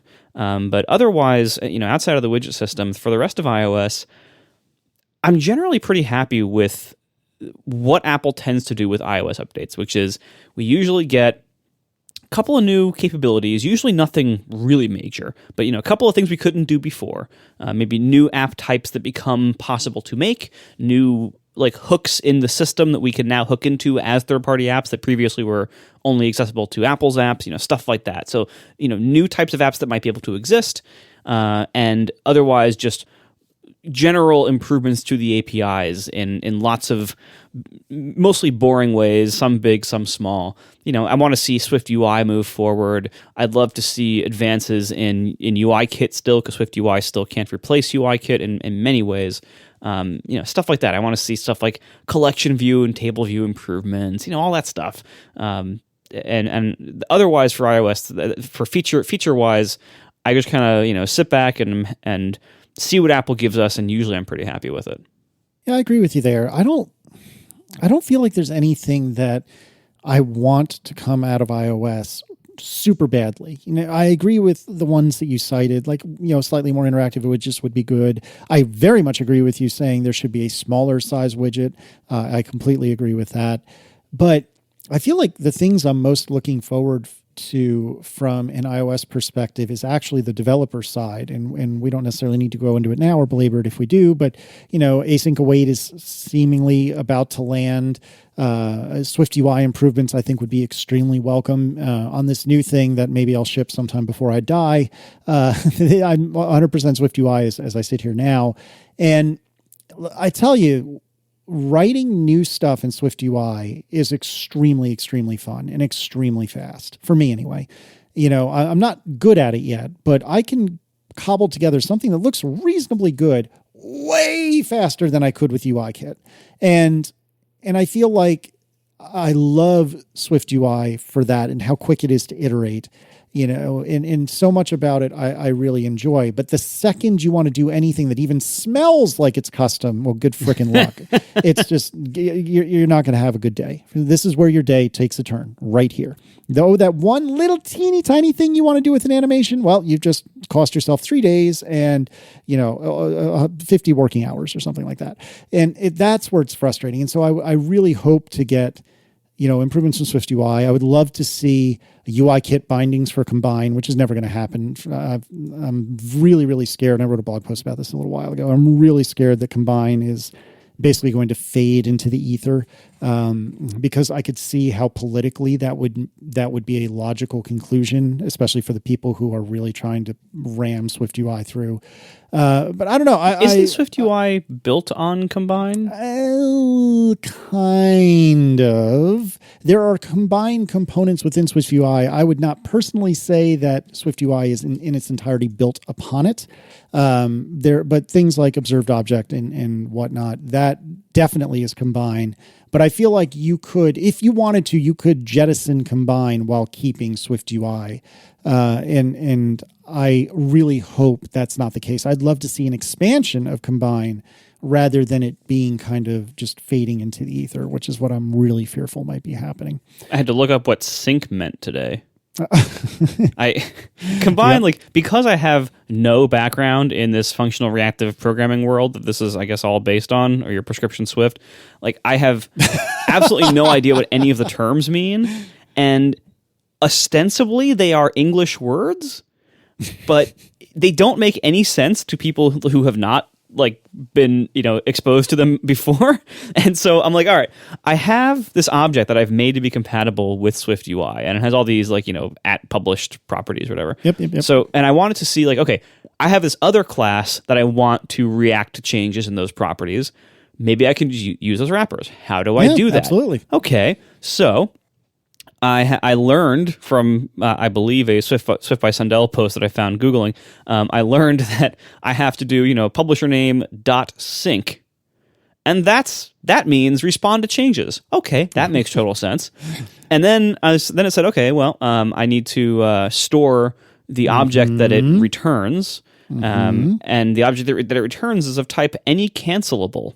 I said, okay. So then I had to look up what any cancelable means. A type erasing cancelable object that executes a provided closure when canceled. You got to learn about what type erasure is. Yep. The amount of crap that you have to understand what this means. Oh, I love you so much, but this is when you stop Googling and I almost said a bad word. This is when you stop Googling and call me. For the love of all that is good and holy, there is nothing I would love more there's nothing that you would hate more, but there's nothing that I would love more than to try to tell you how to do these basic things and combine. Because everything you're saying is 100% accurate. You are correct. It sounds like you at least slightly know what you're talking about. There are other things that you might want to know about, which we can talk about another time if you're so interested and so inclined. But seriously, I should be saying this to you privately after the show, but I'm saying it publicly, so hopefully other people will shame you into compliance. Just call me or just send me a text, a Slack DM, whatever. We can walk through this and save yourself so much time. Some people like to learn on their own. Like I think Marco understands like that there are Combine is or RX Swift or whatever are specific implementations of a thing. Yeah. And Marco just needs to understand the concepts behind the thing, kind of like you understand the concepts of like objects and methods or whatever concept you want to talk about, concepts of functional programming. Once you learn them, then you can say, okay, well, in this framework, this is what we call this thing, and this is what we call that thing, and this is what we call this other thing, right? And so I think he's just trying to get over the conceptual hurdle. And not everyone learns best by having someone explain to them. Maybe Marco learns best by doing it on his own or whatever. But yeah, like I think we've talked about this in the past, like how Combine fits in with Swift UI and how committed Apple is to this particular concept of, I don't know, what do you call this? Marco called it functional reactive. Is there a generic term for this? No, I think that's about as generic as you get as functional reactive. Right. That's why it's called RX Swift. It's for functional reactive. No, I don't know. Anyway, why is it called Combine? Because I understand, because it's like, anyway, that's because they were trying to do a Half-Life reference and missed the pronunciation a little bit. Right. That's Combine. I get that one. I finally got a reference. Yay, video games. But like I think the fact that we have wandered into dev tools here is kind of a comment on iOS, and that it has reached a level of maturity, unlike iPad OS, but like Mac OS, where the super obvious things that iOS was missing have mostly been knocked down, starting with copy and paste all the way up to like, keyboards and better notification system. I think there is room in iOS for like end user features every year to like, let's make the notification stuff a little bit better. Let's, adding flexibility, refining things. There's even room for, like there are some paradigms that could be rethought on iOS, like the settings app, that have just sort of never been rethought, and just, we allow developers developers can put settings in their apps if they want, but some settings can be in the settings app, and we'll just leave that way forever. That could be rationalized at some point if Apple really cared. But in general, I feel like most of the improvements to iOS probably have to do with OS support for services. Like, so for example, you can imagine a new feature having to do with maps, but that's like a combination of like, okay, there's a part of that's in iOS and part of that is on Apple's server side with their map service, right? And then combined, they make this new feature that, I don't know, it has, works with AirTags or, some sort of feature that spans the entire stack. And that is demoed as a feature of the new iOS, but really it's a feature that is the OS, the services, maybe the hardware all combined into one thing, new stuff with the U1, how the phone might interact with VR glasses, like all sorts of other stuff that's potentially out there. But beyond that, what we're mostly looking for is how can I make iOS apps with less fuss? And that gets into, okay, Swift UI is new, but it needs to improve. How will that get improved? How does Combine fit into that? What about enhancements to UIKit? What about, better integration between UIKit and Swift UI? And there should be fewer things that I have to go to UIKit to do if Swift UI is maturing. And then on top of all that is Swift, which, because it's open, like if you're wondering what's new in Swift, just go to like, what is it? Hacking with Swift Paul Hudson's website. Anyway, Swift is out in the open. You no guesses about what's coming in Swift. If you want to know, you can know right now. Like, it's not a secret. It's open source. You can see the new version of Swift. You can see lots of blog posts explaining what's in it. There's tons of new stuff that's really cool. And Apple will announce it on stage for the people who don't follow the Swift community. But it's the kind of the bright spot / oddball. And, because even though WebKit is open source, Apple tends to like hold a lot of those changes back. And a lot of it has to do with Safari, which itself is built on WebKit. So when they say, oh, the new iOS has a new browser that supports X, Y, and Z, they can keep that a secret. But the new stuff that's coming in Swift, for the most part, isn't a secret. Even, I suppose, like when Swift UI came out, we didn't know about Swift UI initially, but I think it was possible to know about function builders before. Yeah, it's like kind of like snuck out right beforehand. Right, but like seeing function builders doesn't tell you, oh, and by the way, Swift UI is coming. Like, that's the kind of secret they can keep. But if you're wondering what's new in Swift, there's a bunch of stuff that's new. Apple should rightfully sort of promote it. And, like Casey mentioned async await. I think Actors is coming this year as well. And just general like quality of life things, like the thing I mentioned a couple shows back about removing an error about not being able to do a thing because some class has self-reference, like there's lots of sort of quality of life improvements to Swift itself that they will probably tout at WWDC that are material. And in the context of iOS, it's like, okay, I'm not looking as an iOS developer for some major deficit that iOS has. What I just want is help me make iOS apps, help me make new, better iOS apps, help me add features to my iOS app, help me to make iOS apps more quickly with fewer bugs. And I think that's a perfectly valid thing to do at WWDC. And, we're not going to get something on the level of Swift UI this year probably, but I think we just hope to sort of see iterations on everything involved in making an iOS app. Yeah, I hope so. And one of the things that I think I'm a little worried about is, show me how it makes this better. So as an example, I've done a little bit of work with Actors, or not even work, like dabbling with Actors. And that was in the context of Scala, which I only barely knew at the time. And I kind of sort of understand the purpose they serve, but I don't want someone to get on stage and say, hey, here's Actors. Aren't these cool? Well, no. Show me why these are cool and where this will help me and where this will make things better. And I don't know if that's what we're going to get. Async await, I think it's easier to understand why it's cool and why it would be useful. But again, like, show me an example of where this makes things better, and don't rely on Paul Hudson or John Sundell to do it. Like, Apple, you do that. That's what you're there for. You do that. The thing about Actors is they might not have something like Swift UI. They had a thing, right? And yeah, there's a bunch of underlying technology that made that possible, but they didn't tout the technology. They said, here's Swift UI. They didn't explain technology at all. It just looked like magic, right? If you didn't know about function builders, you're like, that doesn't even look like valid syntax, right? So I think they mostly lean in that direction. Async await is an exception just because answer to what should I do for concurrency besides Grand Central Dispatch has been like, that's been an open question for a while, and async await is the thing that is an answer. And I think a lot of people in the audience would be familiar with it from other languages if they have any experience. So I think that is a thing that they can say, hey, we have async await. Here's a slide on what it gets you. Come to the session if you want to know more, even if they don't have any particular new API related to that. And Actors, if there's no new framework, like to your point, to demo it, to show me why it's in there, it might just be a word on a slide, and you'd have to go to the follow-up session of like what's new in Swift to hear about Actors, because without a, like, if you don't understand what Actors are, you shouldn't just like dive in and start using them everywhere in your code. And if you do understand what they are, you probably have a very specific use case. Unlike lots of other features like Swift UI is like, this is a whole new way to write applications. Actors is not a whole new way to write applications. Please do not change everything in your application to an actor. You will be sad. Similarly, don't start using async await ever in your application, because you'll quickly learn how async sort of infects your code like a virus and travels upwards in the call stack until everything is async and you don't know what's going on, right? So there's a lot of new technologies. Like, there's a reason these are the technologies that Apple waited a long time to roll out. Like, on day one, you didn't have all this stuff, because it's important to get the fundamentals right. And then you can maybe do a Swift UI, and then maybe you can do async.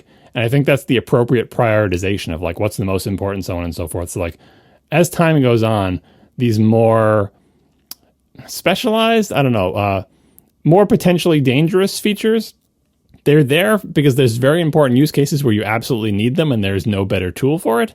but they're not sort of like, I'm going to build my entire application where every single function is going to be asynchronous. Please don't do that.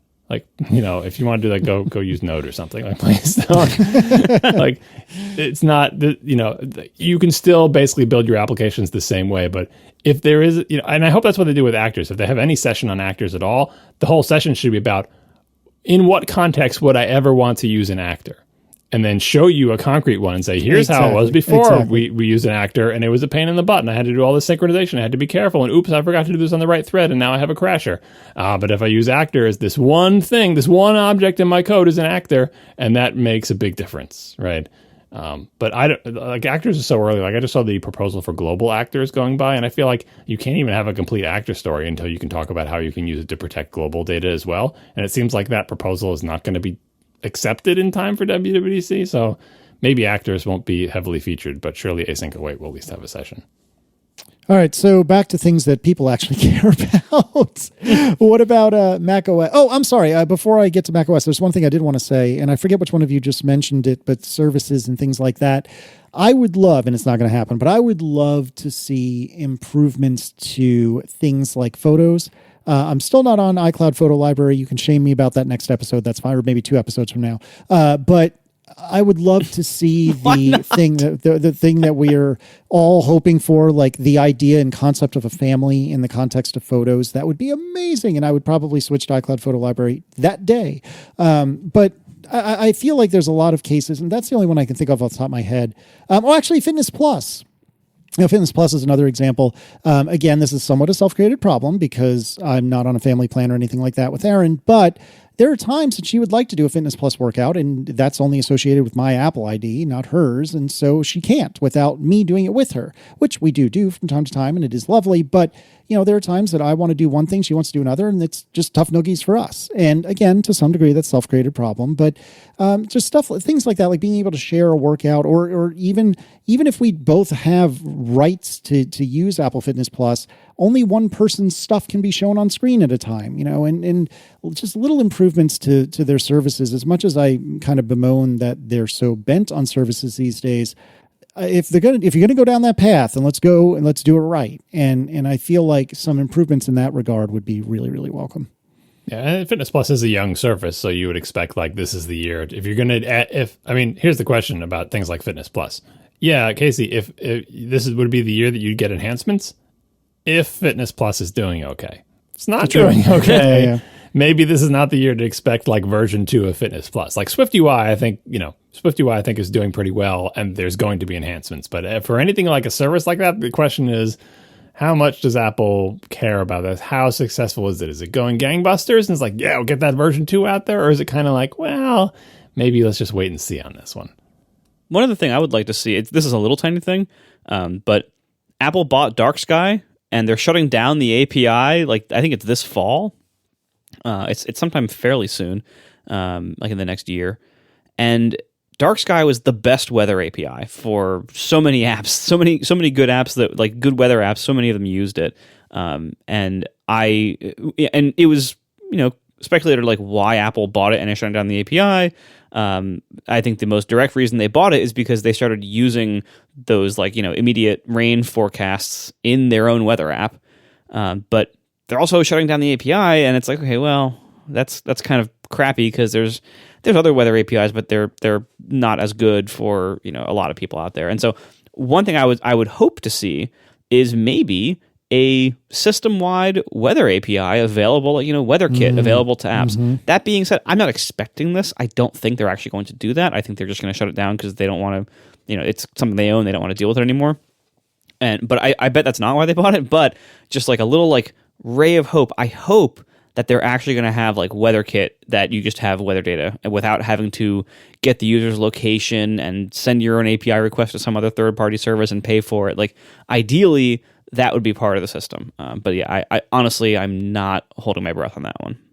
Well, I mean, that is a service play. Like if you think about what they did with CloudKit, where like it's a play to say it's very specific because it's weather apps, but like things like CloudKit are like, okay, so you want to make an app in iOS, and you have some data you want to store, and you want it to be cloud synced. And if we ask every single individual developer to figure that out on their own, it's really actually a hard problem. So instead, we'll give you CloudKit, which is like one way that you can do that. If you don't want to be like Marco and write your own servers, you don't have that skill set, maybe you're a lone developer or a small team and you don't have server-side expertise, use CloudKit and we'll do a bunch of stuff for you. And the model is you can get a bunch of stuff in a small amount of data essentially for free, which is actually a pretty good deal. You don't have to run the servers, assuming the API works and everything and is reliable. Apple will run it for you. But they do charge money beyond a certain point. And a weather API would be similar, where that's a potential moneymaker for Apple, right? You know, they bought a company that already had an API, and you know, I understand why they're getting rid of the existing one, but you could say, oh, here's WeatherKit, and it's a way for someone to more easily make a weather app to give sort of more innovation in the weather app space without having to worry about the weather stuff. And then on top of that, we'll charge you money for it. If your weather app becomes successful, we'll start taking a cut of your profits because, hey, we run the service. And that's how all the other weather things work anyway. That's why all the iOS weather apps are subscription-based, because they have to pay somebody for the weather info. I think that makes perfect sense. Now, please don't give Apple ideas for new ways to extract money out of developers. Well, but here's the thing. It's just for weather apps, so that's a limited space, right? And I'm not sure how much money weather apps make in the grand scheme of things, so maybe it's just too small potatoes for them. But like, with or without Apple, every single weather app that gets weather info is paying somebody for that weather info. I don't think there are many sources of free weather info that are good these days. So it's not a change to that market at all. But I see what you're hoping for. My more realistic expectation is, oh, they bought Dark Sky. Now would be the year that you show off enhancements to weather functionality in iOS built on Dark Sky, like Apple's first-party stuff. You know what I mean? Yeah. I think that's the most likely end, but I agree with Marco that it would be fun if there was, I guess you can't have CloudKit for weather stuff, hey, but you could do, WeatherKit or something like that, where developers could tap into that for either free or low cost. And I think it would be funny. I don't really have any desire to run or write a weather app today, especially since I love Carrot Weather so darn much. But if there was an API right there on the device, I would at least consider it. Maybe Marco would too. We would have competing weather apps, you and I, Marco. I'll tell you one thing. When Weatherline shuts down in, I think, about another year or whenever that is, I'm going to have the urge to write a weather app. I'll tell you that. I don't know. I shouldn't do it. I hope someone else does, but I'm definitely going to be motivated. Yeah. Well, you can get very, very similar functionality from what I know, and I don't know Weatherline particularly well, but I think you can get pretty similar functionality on the newest version of Carrot Weather, but I don't know Weatherline very well, and maybe I'm underselling it. Nevertheless, all right, anything else for iPad, iOS, anything like that, or shall we talk Mac? Before we jump into the Mac, very quick diversion here into Watchland. Oh, yeah, that's a thing too, isn't it? Yeah, WatchOS. I want custom watch faces, and I think now's the time. Yeah, right. Oh, it is the time, but yeah, right. You've been so against this for so long. Every time I bring it up, you're like, it's never going to happen. I'm glad you finally come around, because custom watch faces absolutely have to happen. I don't know if this is the year, so I'm not as optimistic as you, but it has to happen. Like, talk about iOS of like the obvious features that, that everyone wants. It has to happen. It just has to. Like, eventually they will get around to it. I really hope this is the year, but if this is not the year, it's going to happen in the next, 5 years. And if it doesn't, everyone on WatchOS should be fired. Well, I think. Well, is there anybody on WatchOS? I think I think the reason why this feels like the right year for it is because the way they built widgets on iOS shows a pretty clear path on how they could do it in a way that would be compatible with their like power and control needs. The way widgets work on iOS is your process of your app is not always running and is not checked very often to refresh that widget's contents. You, as the app, you basically vend to the system upon request on a certain timeline, like a Swift UI view, and then the system chooses how to render that. And like it basically like stores that view and just renders it. You give it a timeline, very similar to how watch complications work. You give it a timeline and you say, all right, at this time, show this version of this view. And then in 2 hours, either ask me for another one or show this version of this view, whatever. You give it the timeline of how it shows stuff. And the point is, your process has never woken up to do that. And it's all built on Swift UI. The way they can make custom watch faces is you give them a Swift UI view that includes variables in the view that are bound to things like the rotation of an hour hand, the rotation of a minute hand, the exact hour, minute, and second. Like you could have a SwiftUI view that is bound to those values, and then the system could update that view over time for you, whatever it is, like once a second if it's showing on screen, maybe once a minute if it's on the sleep version of the face. And your process doesn't have to be running at all for that. The system could do all of that right within ClockKit and only wake you up like on the kind of schedule they would wake up a complication for data updates. And that would be an incredibly power efficient way to build watch faces that would let watchOS maintain almost complete control over what's going on. And then but you as the app would still have a ton of creative freedom to do whatever you want with that. You could even have things like placeholders that you could place in your watch faces for standard complication types and sizes. So like there's lots of different things they could do with this. I really hope they do it, because what we saw with widgets and combined with SwiftUI's kind of native capabilities, that shows a really good path on how to do this in a way that is compatible with their technical priorities and goals. So they have all the tools to do it now. It is totally in Apple's hands to do this. There are no more excuses. That is like, it's 100% ready. They don't have to wait for like massive jumps in battery power or anything like that. They're ready to do this now if they want to. So I hope they do. Yeah, that was the rumor when, the widget stuff came out. Like there was even like a clock rotation function call or something like, oh, this was originally designed as a clock, as a watch face API, but like it's just a perfect fit, right? Like you said. And then the other good thing about it that you didn't mention, but that Apple loves, you know what else you can do? You can make a watch face store, and Rolex can make a watch face and charge a huge amount of money so everyone can say they have the Rolex. Like, hey, I know they do this with everything. They let's make an iMessage store. Let's make a tvOS app store. Like some app stores work better than other, and maybe a watch face app store wouldn't be that big a deal. But I think because there are established brands in watch, I think Rolex would be dumb not to make a set of Rolex watch faces in the Apple Watch Face store. Rolex would never do it.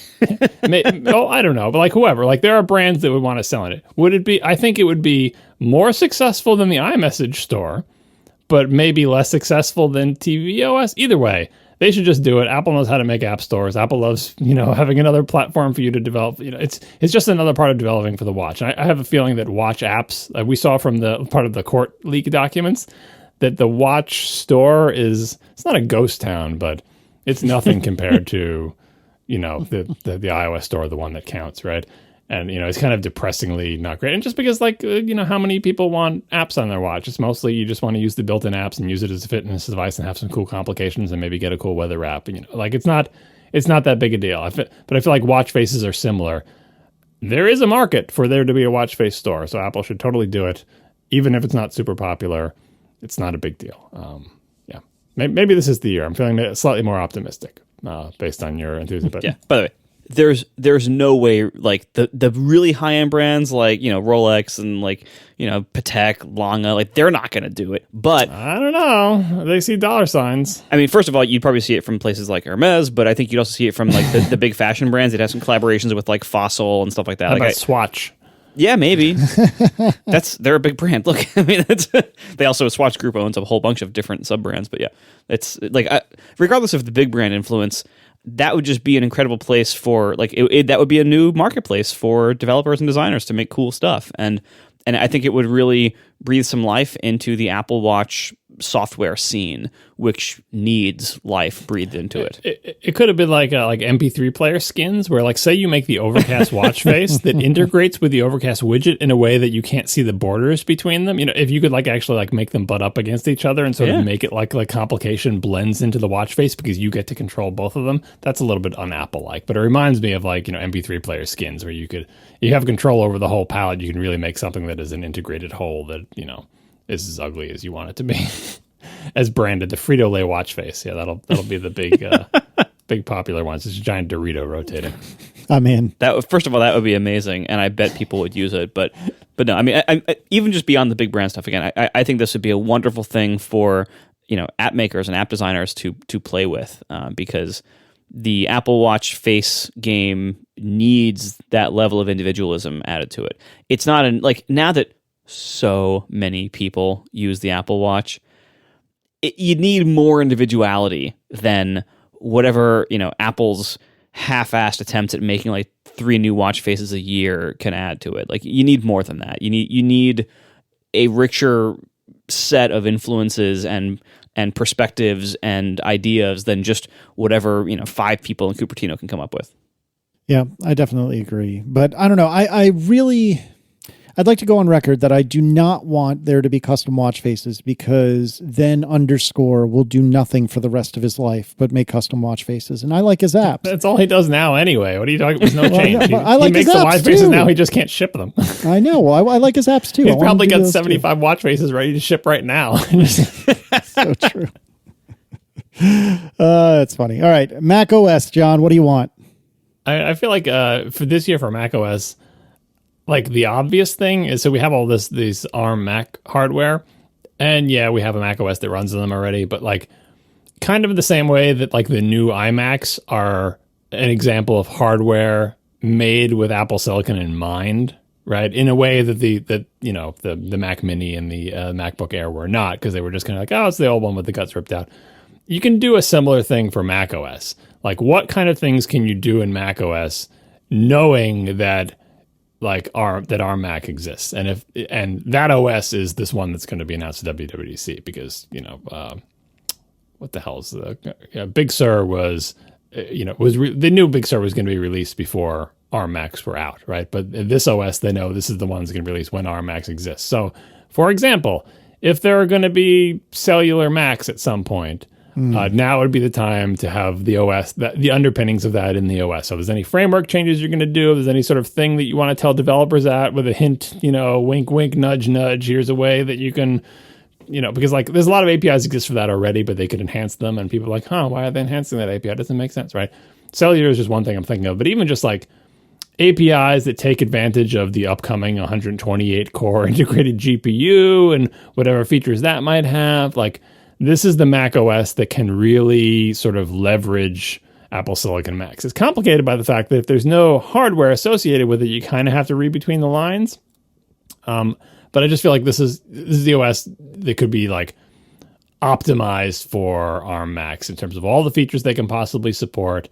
And if there are any kind of frameworks or things that needed to be sort of recompiled or made better for the ARM Macs in a way that might have disrupted compatibility, this is the OS to do it in. And then besides that, I feel like it's just the usual complaints about reliability, performance, like all sorts of stuff that came out in Big Sur that is not fully baked. Like, there's lots of complaints lately about the update system. I just read Jason Snell's big thing about enterprise Mac users complaining that, every time there's a security update, I have to get a 3 gig download. Like, the mobile, whatever it's called, mobile update, like the update system that ARM Macs inherited from iOS essentially is not up to snuff for the Mac. We shouldn't have 3 gig downloads for a small security patch, right? So, hey, this is the OS where you can enhance that. Similarly, the time machine enhancements that they've done, those are great. It would be nice if there was some kind of interface to snapshots or some enhancements. Like, there are features that already exist that macOS needs to take advantage of. And then just general reliability and performance type stuff, right? I think, like, normally you would say, I just want macOS to be reliable. Everything about it is good. But I think now we have enough sort of immature systems in macOS that they need to take that. It's similarly like Swift UI. Like, it exists, it's there, it's better than, it's a cool thing, but there needs to be a version 2. And there are lots of parts of macOS that are like that. So that's what I want to see, and I think that's what we will see. I don't think there's anything, again, like iOS, anything major that macOS lacks that everyone is just dying to see. It's just like, take what's there, make it more reliable, take the things that are immature, make them more mature, and really take advantage of the hardware that both exists now and the hardware that we're going to see in the next year. To that end, did you see somebody tweeted earlier, and I think Steve Troughton-Smith retweeted it, that it looks like there's going to be branch prediction in Objective-C message send? I looked at that. It was a thing about the hardware having support for a feature that helps with the Objective-C message send. And I totally believe that. Like, there's tons of stuff that's been in every ARM chip that Apple has ever made for all its devices that are specifically tailored to make Apple's frameworks and languages run quickly. I didn't understand enough of the technical details. Like, how does this one particular feature of the CPU help with Objective-C message send? But like, that's nothing new. And honestly, Objective-C is the past. We all know that. They should be adding features that make Swift faster at this point. But But yeah, no, that's, sure. That's fired. part of being Apple Silicon, right? Oh, and speaking of making things faster, like if they want to talk about Swift compilation times, but unfortunately, because Swift is so open, I mean, I'm sure they'll brag about it and say they improved it because they have improved it, but they've improved it in ways that are visible because LLVM is developed in the open, Clang is developed in the open, Swift's compiler is developed in the open. Like, there's not a lot of surprises there, but they'll probably be bar charts. No, in terms of macOS, I most definitely just want him. I know we say this every year, but I want my Snow Leopard year where they say, what was it? No new features, just improvements. Just make everything better, please. Please and thank you. But they need to like Notification Center and the Today View and what they've done with the menu bar. There's some things that need attention. I guess you could call that a zero new feature, but they added a bunch of UI stuff in Big Sur that's not fully baked, and I would like to see them take a second refinement run at a lot of those things. Yeah, that's like my only wish list item. And like I feel like Big Sur is, again, it's like what I was saying with iPad stuff earlier. It's like they got 75% of the way done with the design and just stopped. And like I would love to see the notifications UI is ridiculously bad. It's like the touch targets are way out of whack, or the click targets, excuse me, way out of whack. The whole thing where you have to hover over the notification to see that little tiny X or the little options thing, like it's so bad. And there's a pop-up menu because they can't put two buttons on there. Before there was room for two buttons. Now there's only room for one. Like, take a second run at all of that. And I would call that a new feature. Hey, we've improved notifications. We've improved that little sidebar thing. Even the menu bar, which they did a bunch of quote-unquote improvements to in Big Sur to make it sort of more flexible so you can have Control Center, which Control Center is cool, and you can drag things off of it and everything.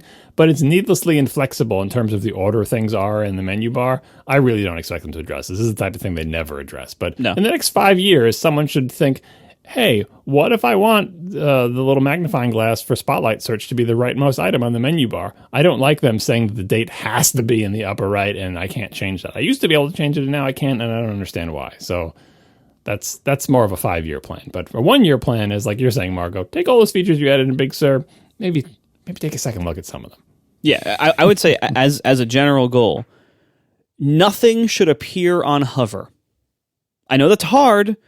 I know I just killed Alan Dye with that statement, but nothing should appear on hover. If the UI has important functionality, it should be visible, period. Hover is good when you're in like a full screen view of a video player, okay? The rest of the UI doesn't need that kind of treatment. I was going to say, well, what if you just wiggle your mouse and then like the close box would glint slightly? Like you could turn on high contrast notification dismissal. It'll put a white outline around the little X. No, like seriously, like almost all of the problems I have with Big Sur's UI come down to that one thing of like something that I need to use is hidden behind a delay that appears on a hover. So it's either the proxy icon on a folder window or a document window, which again, there's no I just put it on there. Just leave it on. It's fine. I'm hovering over one right now. It looks great as it is with it showing all the time. Just leave it there. So that's step one. And then, yeah, step two is like the notification. Just like you have this stupid hover over thing with the X. Like that should always be visible. And the design should be designed to accommodate the things people actually need all the time.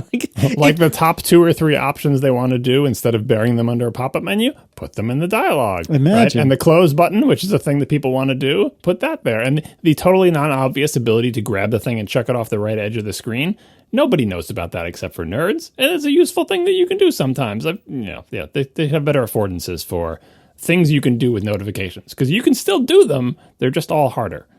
Not a day goes by when I don't misclick either the X button or the clear button or the options to go do something. Like, yeah, the thing expands into clear all. I forgot about that. Like the little X, sometimes it gets wider and becomes a clear all button. Yes, which is different in both dimensions and size. It's just there's so much about the notification design. It just encompasses everything that is terrible about the Alan Dye era of software design. And I really hope that they take a second pass at this. Even, for God's sakes, finish your first pass, because this is not finished. We've been using it for a year, but this is not finished because it doesn't work. So please, for the love of God, do something about this design and fix the most glaring problems. And for me, that's notifications and document proxy icons. We're going long here, but I want to throw in Home OS before we go. That's the rumor of they have an OS that runs on their HomePods and they have an OS that runs on their TV. There's some leaks about Home OS or whatever. But hey, if they're gonna rename something to be, because I think the HomePod now does run a variant of TV OS. Am I correct in that? Think that the big one runs something that was called Audio OS behind the scenes, and I think the HomePod Mini runs TV OS, but I'm not positive on that. Runs a TV OS variant, yeah. I mean, like. Anyway, assuming that leak is remotely true, sort of unifying their home devices, the TV, the little speakers, and whatever else they roll out under a thing called Home OS makes some sense to me. If not, then it's because no one ever knew what the OS was called in the HomePods anyway. They're not an app platform. It's not that big of a deal. But that kind of unification could make sense. There's no rumors about. We've had in our document here for a long time this rumor about future home Apple devices with screens or whatever. This doesn't seem like the event where they would roll that out. But if they're going to say, hey, kind of like the iPad OS announcement, like here's a branding change that tells you in theory our intentions for this platform, and there is, I forget what the name is. This was another topic we had. Whatever that cross industry effort to make all their home automation stuff compatible. Oh, it got rebranded under a new name. Yeah. It was called like Matter or something. Anyway, that seems to be coming to a fruition of like the industry getting together and saying it hurts us all when all our devices don't work with each other and everyone has to buy all these weird home bridge let's all sort of agree on some kind of standard because it'll be better for everybody who makes home automation devices. If and when that comes to fruition, I feel like Apple is a participant in that process and they will, have a sort of a second coming out for their home devices. Oh, here's a new line of stuff in your home. Maybe a better big HomePod that Marco was predicting, or maybe the HomePod Mini gets better, and the Thread radios we're suddenly going to start to use them, and it works with all our things integrate with AirTag and Apple TV, and all of this works under this new standard that means you can buy all these peripherals that work together. I don't think this is the year for that, but it might be the year where Apple preemptively rebrands its in-home efforts under the umbrella of Home OS, and then talk about what potential future stuff. This is based on seeing a couple tweets go by mentioning Home OS. If that turns out to be totally BS and not a real thing, I apologize for even talking about it. But either way, I think I'm not predicting huge things from tvOS and HomePod. I expect them to be mentioned and discussed in the context of their other devices and services and how they integrate. But I don't think this is the year that Apple's going to come out with their new, home device with the screen and a new big HomePod and a rebranding of Home OS, because they just did the new Apple TV thing. And, unlike the iPad, when they put out the new Apple TV, we weren't all like, boy, I can't wait for the new TV OS to take advantage of this. Like, no, it's already doing it. It does the thing. We got a new remote. That was the big problem. It's still ridiculously expensive. tvOS, despite Casey's problems with HDMI cables, already has pretty much all the features. It supports all the HDMI standards. It does frame rate matching. It has a calibration app built in. Like, I feel like that is not a product that's in desperate need of some obvious feature other than a price cut. So I don't think this is going to be a big year for tvOS/Home OS, but I think they will mention it as it integrates with their other products. Oh, very quick aside. I think you might already know this, but I realized I had never done that calibration thing within the TV, the Apple TV. And I went to do that when I plugged in my fancy schmancy HDMI cable, and it said, oh, you're using Dolby Vision. There's nothing to calibrate. Go away. Yep, that's what it usually says. Oh, and speaking of this stuff people have mentioned in the chat, the Home app, right? So where does the Home app fit into all this? No one likes the Home app. Nope, so bad. The Mac version is even more hilarious. That's part of your home strategy. If you rename the thing Home OS and you say, and there's a new Home app. Now, the Home app doesn't run Home OS. It runs on your iPad or on your iPhone or on your Mac or whatever. That's a great time to enhance that, because as of version 1, it was reasonable, but now it's just really kind of limiting. So I'm not sure if they'll save the new redesigned Home app for their big rolling out of Apple as part of the Matter network or whatever the hell the thing. I hope I'm getting that name right. Did chat room already correct me? Yeah, right. No, you're right. Yeah. So, if they want to take a second cut at the Home app, this is a great time to do it. If not, they might save it for the big coming out party. All right. Is that it? I mean, I'm sure we're forgetting something. We've gone so long. We're like, there's tons of things Apple could announce. I mean, hey, are they going to announce the car? Like, I don't know. Can you imagine? That would be so wild. It just rolls out on stage. That would be, yeah. I just haven't been keeping up with the rumors. It's just because, like, I mean, my focus is so narrow these days. Is I just want to see that MacBook Pro. Like, I care so much about Mac hardware and so much less about other things. Well, but my priorities are now Apple's priorities. So, don't take that as any prediction about what's going to be emphasized at this show. Thanks to our sponsors this week, Squarespace, ExpressVPN, and Hullo Pillow. And thank you to our members who support us directly. You can join us at atp.fm/join. Thanks, everybody, and we will talk to you next week. Now the show is over. They didn't even mean to begin, 'cause it was accidental. Oh, it was accidental. John didn't do any research. Marco and Casey wouldn't let him, 'cause it was accidental. Oh, it was accidental. And you can find the show notes at atp.fm. And if you're into Twitter, you can follow them at CASEYLISS. So that's Casey Liss, MARCOARMENT, Marco Arment, SIRAC, USA Syracuse. It's accidental. They didn't mean to. Accidental. Tech podcast so long. For our WWDC extravaganza. Yeah. Second consecutive time. I'm not doing it next to you two. I'm very sad about that. I know John isn't, but I am. Yeah, I'm kind of not either.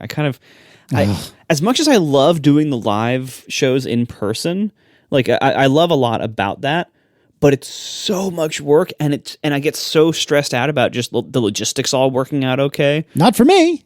Well, you got a 2-year break from being stressed out. I feel like I got a 2-year break from being stressed out about travel. Yeah, right. Oh, so you're ready to go now, John? Like recharge to like endure the badness if and when it ever happens again. Mm-hmm, mm-hmm. At least there's one more year where we don't have to worry about like, so do we just sit here during the theme song? Oh God, that's so true. What do we do during the theme song? Do we sing along?